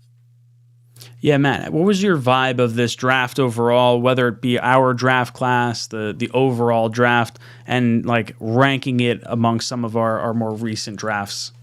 Yeah, I think the reason why this feels so underwhelming is because they didn't have multiple first round picks, right? Like, the last 2 years they had multiple firsts. They've had so many high picks. And then you go back, like, Douglas's first year was definitely interesting because, it was the first time we were going to see him draft and what was he going to do? And they traded back and got Mims, and that was exciting. And they took a tackle in the first round, where this I thought was a steady draft. And I think it's okay. Like a C plus B minus draft. I know. Okay. It's passable. It's not great. It's not the best he's ever done. It's not the worst he's ever done. I think it's going to end up being a fine class where they get some, solid contributors from it. Yeah, you mentioned the draft grade. I guess let's do a little bit of that. You would say C plus, B minus was kind of where you were thinking, Matt? Yeah, I settled on B minus for me for my draft. I think it was a steady, solid draft for them.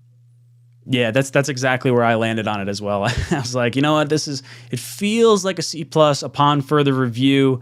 I think B minus is probably where I land as well. Maybe not helping you immediately, but getting, parts that make sense and, could help us moving forward into the future. Green Bean, from your perspective, where would you, if you had to put a letter grade on this draft class, how are you feeling about it? Letters, B. Straight up. All right. Yeah, that's where I land.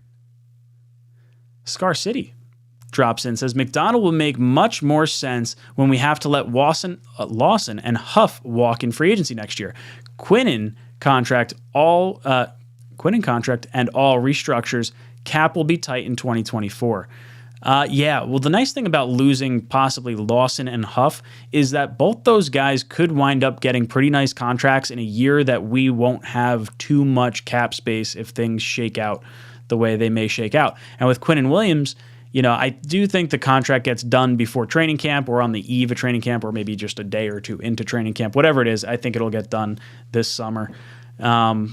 We will definitely notice McDonald as a value right now. It's almost like when the Giants had 𝐒𝐮𝐬𝐫𝐞𝐞. I think that's Strahan at the time, and then they drafted Kiwanuka. And we're like, whoa, wait a second, you're adding another edge rusher? This kind of doesn't make any sense. You're loaded at that position. But then you go down the line and it's like, okay, well, I believe that was right around their first Super Bowl. And then you had these guys for the second Super Bowl because Strahan was gone at that point, and you had a lot more firepower at the edge rush position. I guess, Matt, what do you think about how much value do you put on McDonald, knowing that Lawson and Huff may be gone at the end of this year? What are your expectations with that? And then, maybe having a tighter cap situation where you might not be able to pay an edge rusher in 2024 because of the Rodgers contract and the Quinnen contract and everything that might be going into it.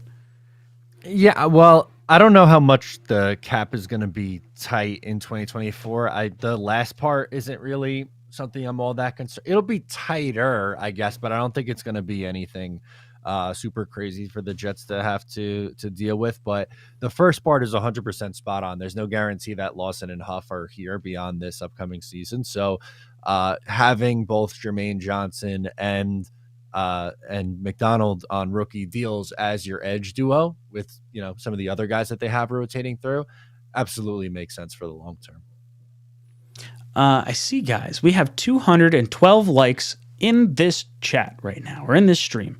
Hit that like button. For every 25 likes we get on this video, we're going to select a t-shirt qualifier that we're going to give away a t-shirt at the end of this stream. If you're listening after the fact and you want to get entered in, all you got to do is leave a comment down below this stream after it's aired, and then you get entered into next week's t-shirt giveaway. We're going to be giving away our new shirt that we debuted. I guess we debuted it technically the Tuesday before the draft, but we have it right here. Bam! Woo. Talking Jets shirt. Look at those monkeys. Amazing. Just a couple of guys playing with our bananas, throwing poo at one another. We're just a couple of dumb monkeys over here. There we go. But yeah, you get yourself entered into winning one of those shirts. Marty Thompson drops in and says, how do you like my nickname for you blokes? Formation Squad. It's okay. That must be an Australian nickname because we got work on it. I don't know. Do we have any kind of good nickname for the three of us? I've seen the three amigos in the chat. We don't really have a nickname so much. We're kind of just talking Jets. Formation Squad. I don't know, Marty. We're like the Three-Mation Squad. Yeah. Ooh, okay. Yeah. I see where you're going. I don't hate it. But, I don't know. Hey, we kind of need. We got Three Little Pigs says everything NYJ. Yes. That could be a shirt idea. Going with Three Little Pigs. That's next year's. Oh, yeah. Yeah, each year we'll have a draft stream. Got to collect them all. Yeah, collectible. Famous Jay hops in and says, what other teams do you think did well in the draft? I really, really like the Giants draft. I like the Eagles draft. I like the Steelers draft. I like the Ravens draft. Those would be the 4 teams that stand out to me, kind of above the rest. I think just because of, I like John Michael Schmitz. I like the Hyatt pick. The corner they got in the first round is a good corner as well. Yeah, I don't know. Those would be those 4 teams for me. Green Bean, were there other teams that you kind of looked at and said, wow, that team did really well in this draft? Yeah, there was. I can't remember. I need to think. Real quick, Green Bean. Joe Grana in the chat has a great name for us, and it's Third and Long. Third and Long. I love it. Yeah, I can't think of who the hell. The Giants had a pretty good draft. What about you, Matt? Where do you think? What other teams you think had a good draft? Some of my favorites were the Eagles and the Arizona Cardinals moving back and then going up to get their guy. I think those are 2 that really stand out to me. Arizona's primed to trade up for a quarterback in next year's draft with all the wheeling and dealing they did. The Texans had a very odd draft. Like the going back up to get the number 3 pick after making your selection at number 2. I did not see that one coming. That if you had, polled me 100 times as to what team is going to trade up to number 3 overall with the Cardinals, I don't know if any one of those times I would have said the Texans. Yeah, that was weird. Very weird. So weird. The NY Bully hops in. He says, do you all think drafting McDonald at 15 was a counter move by Joe Douglas to the surplus of mobile quarterbacks in the AFC? We need a solid nose to plug that A gap now. I do think there was definitely a lot of thought put into, hey, look, the Jets are going to be scoring a lot of points this year. We're going to need edge rushers to take advantage of our I'll call it high price secondary because of the assets we used on. High price meaning a 4th overall pick, high price meaning DJ Reed that we brought in free agency, and even our edge rushers to take advantage of everything that Aaron Rodgers brings, having those pass rushers to get after the quarterbacks that are lethal. The AFC is loaded with quarterback talent. So do I think it's a counter move? I think you're on the right track. I think it's something along those lines. I don't know if it's necessarily a full counter move as much as they realize, hey, look, this is how important pass rush was for our defense overall. Green Bean, your thoughts on maybe was the McDonald pick more of a counter move to, maybe help against some of these mobile quarterbacks? Yeah, well, I mean, they said as much. They were talking about the idea of hopefully being able to get a lead. And then once you do that, being able to sick the Lions on them. But, I think Saleh talked about the quarterbacks and he was like, look, the best way to neutralize all these weapons is to get to their quarterback. And there's a lot of great quarterbacks. Look, you start with our division, assuming let's root for Tua to stay healthy, right? He was the first quarter of the season, they were talking about him as an MVP candidate. And obviously the season went kind of south for him. And then you got Josh Allen and then Mac Jones is a little different. But those other 2 guys, it's Josh Allen is considered one of the elite quarterbacks in the NFL right now. Even though he has those little lapses, he's still Josh Allen. And, right in our division, Parcells used to say that it starts right in your division. It's like when he went out and signed Mawai. They said, why'd you go get Mawai? He said, to take care of Ted Washington. Ted Washington was a defensive tackle on the Bills. He said, I need somebody to stop that freaking guy. We can't beat them, and we're not doing anything. We can't get out of our division. We can't do anything. And I like that mindset. It's like, well, what's here? Well, we got Josh Allen right here. The best way to neutralize Josh Allen is to get him thinking, to get him making quick decisions because he makes mistakes, and to put him on his ass. And that's the way to do it. So, I think that absolutely. Obviously Saleh's defense is predicated on certain things as well in general. But I think specifically with the AFC East and then the AFC right after that, I mean, you look at all the quarterbacks. How are we going to beat them? You got to get them off their game. And that's the way to do it. Matt, do you think the McDonald pick was almost a counter move based on the quarterbacks that we got to go up against in the AFC? 100%. Or even when you're just in general, when you're trying to close out games, the Jets are expecting to have a lead more with Aaron Rodgers than what they did last year, and teams are going to want to throw against them. And how do you shut down a passing offense? Well, you have a couple lockdown corners, which is already a plus. The pass rush was okay last year, but putting that over the top is really, going to make a world of difference for this team. So Dom C had a really funny name for us. Two Mix and the Prick. Sorry, Green Bean, but it rhymes. I'll take it. Hey, don't you know? Wait, no, you're the prick. Oh, I'm the one. Okay.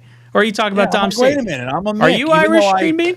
You got the green, right? Yeah, well, here's the thing. It's a long story. You want a short version of a long story? Sure. Always. Why not? Always. Well, I was raised as an Italian, right? And like a very mafioso Northeast Sopranos family, right? So, you can hear some of my inflections are that way and all that stuff. Forget about it, right? That's all that shit. But I found out when I was 25 or 26 that I was not Italian, that I was adopted by that Italian side. And they never told me. So then it turned out that my last name would be McPherson. Which is Macpherson, which is Irish but Scottish. So I'm actually Irish and Scottish instead of Italian. So now I got all this weird Italian shit, and I'm Irish. No wonder my stomach hurts all the time. I'm eating all this fucking tomato stuff. I can't handle it, man. I take acid reflux medication. They've been fucking stuffing tomatoes down my Irish gullet all these years. Now, have you ever done 23andMe or anything like that, Green Bean? I have. It turns out I'm a very high percentile of Neanderthal as well. I found out. He's Sasquatch. Just Yeah. It explains the strong brow. That Northwest trip you wound up going on with the RV when you were in the woods. That was actually Green Bean walking behind the tree over there. Exactly right. I felt at home. I did. When I did 23andMe, I wound up being like 97% Irish. I think I'm like 3% Scandinavian, which I didn't know was a thing. I was always told I was 25% German. So there's like one part of my family that is like, all about the German food and the German stuff. And they're like, oh yeah, we're sons of German. They did 23andMe. Like they're cousins, like, 2 over, I guess. Not German like at all. So their entire like growing up, they're like, we're just not. It's just, who knows? I don't know what happened, but for whatever reason, the 23andMe said we're not German. Matt, have you ever done anything, 23andMe or anything like that? Yeah, I did the Ancestry, same thing. It was like in the 80% for Irish, I think. And I do have my grandfather on my mom's side is half Irish, half German. So I do have some German in me. And I think a little bit of Swedish. And that's from my dad's mom's side of the family. So, but it's like 85 Irish and then very small on the pie chart, the other things. AbLab comes in. He says, great name for us. The New York Chat Exchange. Very interesting. I like that. That's he good says, no freezes. Oh, AbLab, you're good. We love having you in here. AbLab. Right on. There he is. Such a great name, too. It's like New York very Chat satisfying to Exchange. say. It's a good one. New York Chat Exchange? Yeah. I feel like that could be the name of like a channel. Oh, for sure.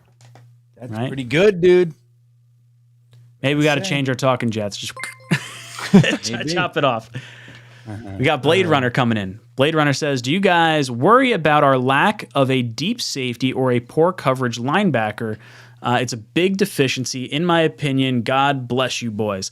So I do think a cover linebacker is coming in the form of Quan Alexander, so I'm not overly concerned about that spot. Safety, I guess I'm concerned because of the perceived lack of depth at that position. I'm curious to see how Tony Adams is deployed, how Ashton Davis gets used in this year of his contract, because he's going into a contract year here. I guess I'm more concerned about safety than I am linebacker, but I don't know I don't know what the Jets know, I guess, if that makes sense. Like if they're developing guys like Sherwood and Tony Adams behind the scene and they feel confident in them because of their development, then, you know, maybe we shouldn't feel as stressed as we are feeling. But Matt, where do you fall on, you know, cover safety, like a deep safety and a coverage linebacker? I'm going to steal my answer that I was saying during the draft, but I think we as fans value both of those things more than the Jets organization does. And I don't know if that's going to be right or wrong, who will be proven right for it. It does scare me a little bit. I do think they could improve at the linebacker position. That's why I think bringing back 𝐒 Alexander makes a ton of sense. But safety, they don't really have that deep ball hawking safety. Both their guys right now in Clark and Whitehead are more prototypical strong safeties who come down in the box and can make plays against the run down at the line of scrimmage. So I agree with Blade Runner. I just don't know if the Jets feel the same way. I don't think they do. Green Bean, how do you feel about our deep safety and linebacker positions? Are they areas of weakness for us? Do you think it's a big deficiency? How are you feeling confidence-wise going into the season with the positions as they currently stand? Well, I agree with you that 𝐒 Alexander's more than likely coming back. We didn't know that for sure. With the way, we thought maybe he'd go get a big contract or whatever, but the market doesn't look like it's there for him. And we were able to sign him in midsummer or something last year, whatever it was. So who knows? Maybe he comes back and then it's fine. I mean, I think 𝐒 Alexander was a big part of that screen pass issue stopping. Remember that? Remember when we couldn't stop the screen pass to help her? That kind of went away with a good coverage linebacker, and I could see him coming back. And now, granted, he only played 48% of the snaps. It's not like he was out there all day, so we have to replace that. But so yeah, I think there are still solutions. Plus, we still have Sherwood and Nasruddin who are here. And they love Sherwood. I'm not sure what they think about Nasruddin, but he's here. He's going into his third year. So let's see what those guys have. As far as free safety, I mean, I believe that they love Tony Adams. I mean, we saw them expose Pinnock instead of Tony Adams, who was an undrafted free agent. Pinnock was a 4th or 5th round pick, and he was here for a year. So, and they exposed him over Tony Adams. So they really think highly of him. So even though we think they might not value it, they might just think they have their guy. You know what I mean? Like they might really believe that. And then you got Converse, who I think is going to make some noise. You heard it here first, everybody. I think he's the guy. He's the Pinnock if Tony Adams fails, in my opinion. But yeah, I don't know. I think it's a concern. I mean, especially from our end, we don't know what they're thinking. We don't know how confident they are one way or the other. They don't tell us. But I think it's definitely something to be concerned about, but it's also something I think that they will either be addressing or they feel they already have. I don't think they're as concerned as we are, or else we would have saw some movement. So, chat, I really appreciate you putting the Knicks score in the chat. 107 to 100. It seems like there's 40 seconds left in the game, which is very, very exciting. I love seeing that. Red John says, would Sauce go first in the 2022 redraft? He might. Yeah. I mean, I don't think he goes lower than 4. He definitely goes at least at 3. I don't think what's his face from the Texans winds up going there with Sauce. I don't know. How did Trayvon Walker do? Wait. Yeah, I didn't watch Walker enough to know if he did anything. Right? But I was almost thinking like, if Garrett Wilson is as good as he is, would he have gone higher because of the value of receiver? Which is weird because like I don't know if we'll see a receiver in the top 5, soon again. Jamar Chase was the last one that was like 6, I think.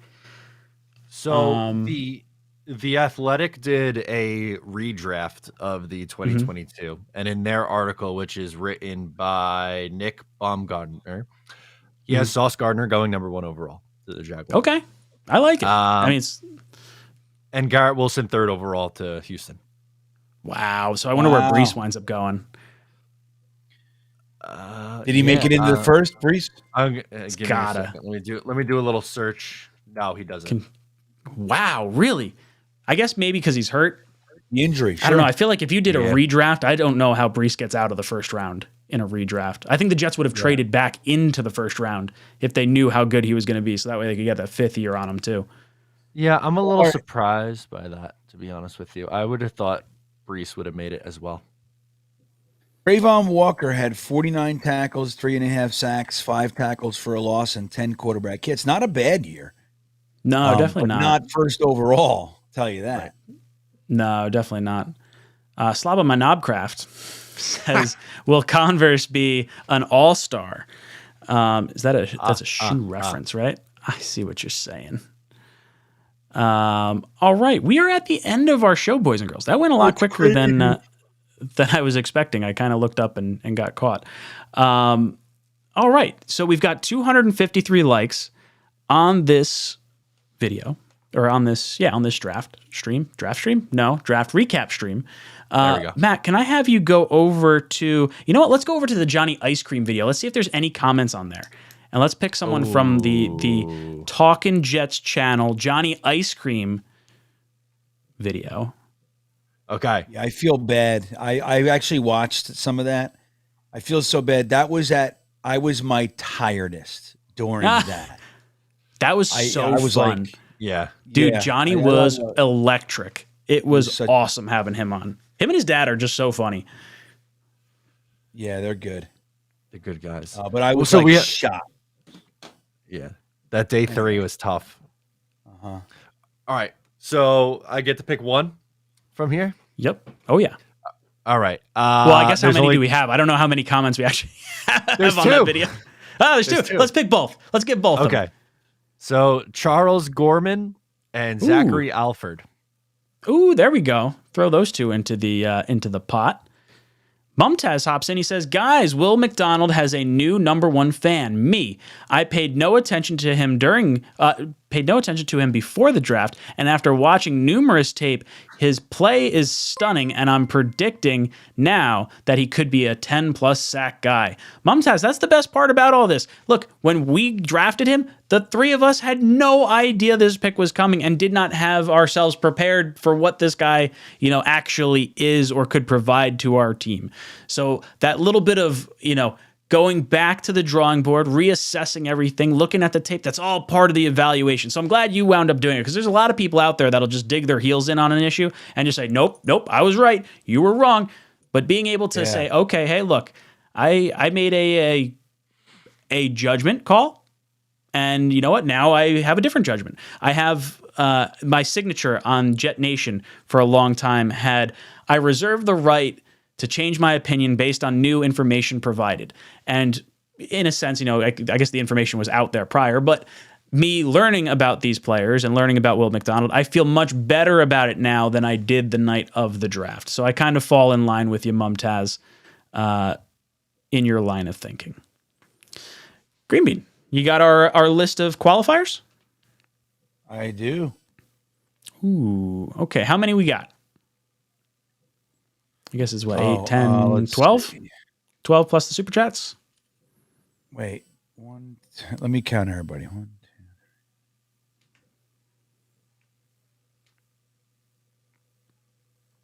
2, 1, 2, 3, 4, 29. Let's do one more. I'll get a 30th in there. Make it round. Or I got to get Matt's guys too, right?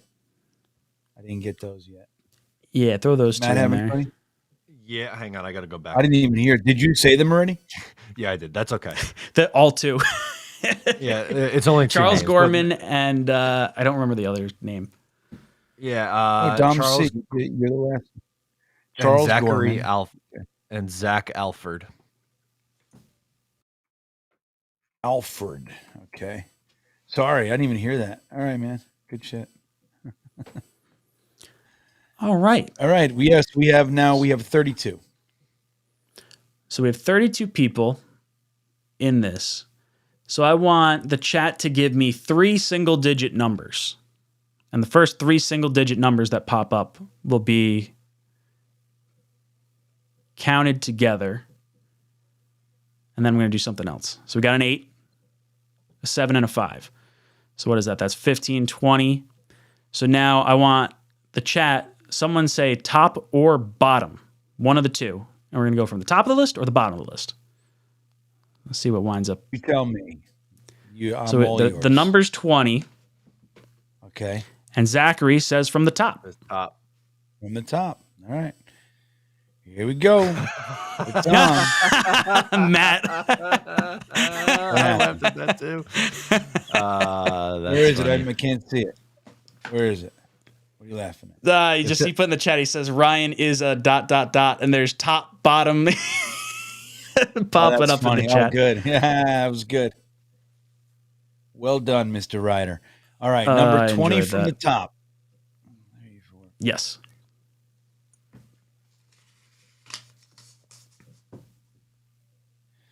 And that is Mr. Hank G. Ooh. I don't Hank think Hank's G. ever won a shirt before. Yeah, all right. Hank. There you go. Boy, Hank, Hanky. reach out to us. Reach out to me on Gmail, jetstalk247@gmail.com. I'll get your information. I'll send you out a shirt. Very pumped to have you in here with us. But guys, we have reached the end of our show. So I want to go around our panel, give our closing thoughts. Green Bean, any last words for our panel? It's rigged. That's right. I knew Hank was gonna win from the minute the stream started. Don't even worry. I loved you when you're like, look at all the names I have on here, and you flip it around and there's nothing. It's like, wait a second. And then we did it again, and it was the spins. And then Matt had okay, here, look at my list. Anyone but Crossfire. That was so good. I know I had like 14,000 names. Yeah, I did that just to rig it. All right. I don't know. They're asking me to start a show. I wasn't gonna. My wife is calling me. I'm in trouble. All kinds of weird shit is happening. Anyway, you can find me at Green Bean Jets Fan. The podcast is up already, where I talk about stuff Jets, and yeah, man, there you go. I don't know. I haven't decided. Check me in 10 minutes and see. I'm really tired, but I might do it. A live stream after this, so we'll see. Matt, any last words for our panel? New Just Jets tomorrow. We are reacting to the draft class and discussing the Jets passing, giving Mekhi Becton a fifth-year option. I love it. Boys and girls, it's been a lot of fun hanging out with you. We'll be back here next week, 8 o'clock to 10 o'clock, Tuesday night. You guys know it. This is Jets Talk signing off. JETS. I think every single person in this locker room is a competitor at the highest level. So, yeah, when you feel as if your backs are against the wall, you never have to feel like you got to do it by yourself. Unbelievable throw. Under pressure. Sacked by Quinnen Williams. Right sideline, Usaba's got it. You look to your left and your right, you got guys out there with you that our whole point is to help each other. This one to Mims.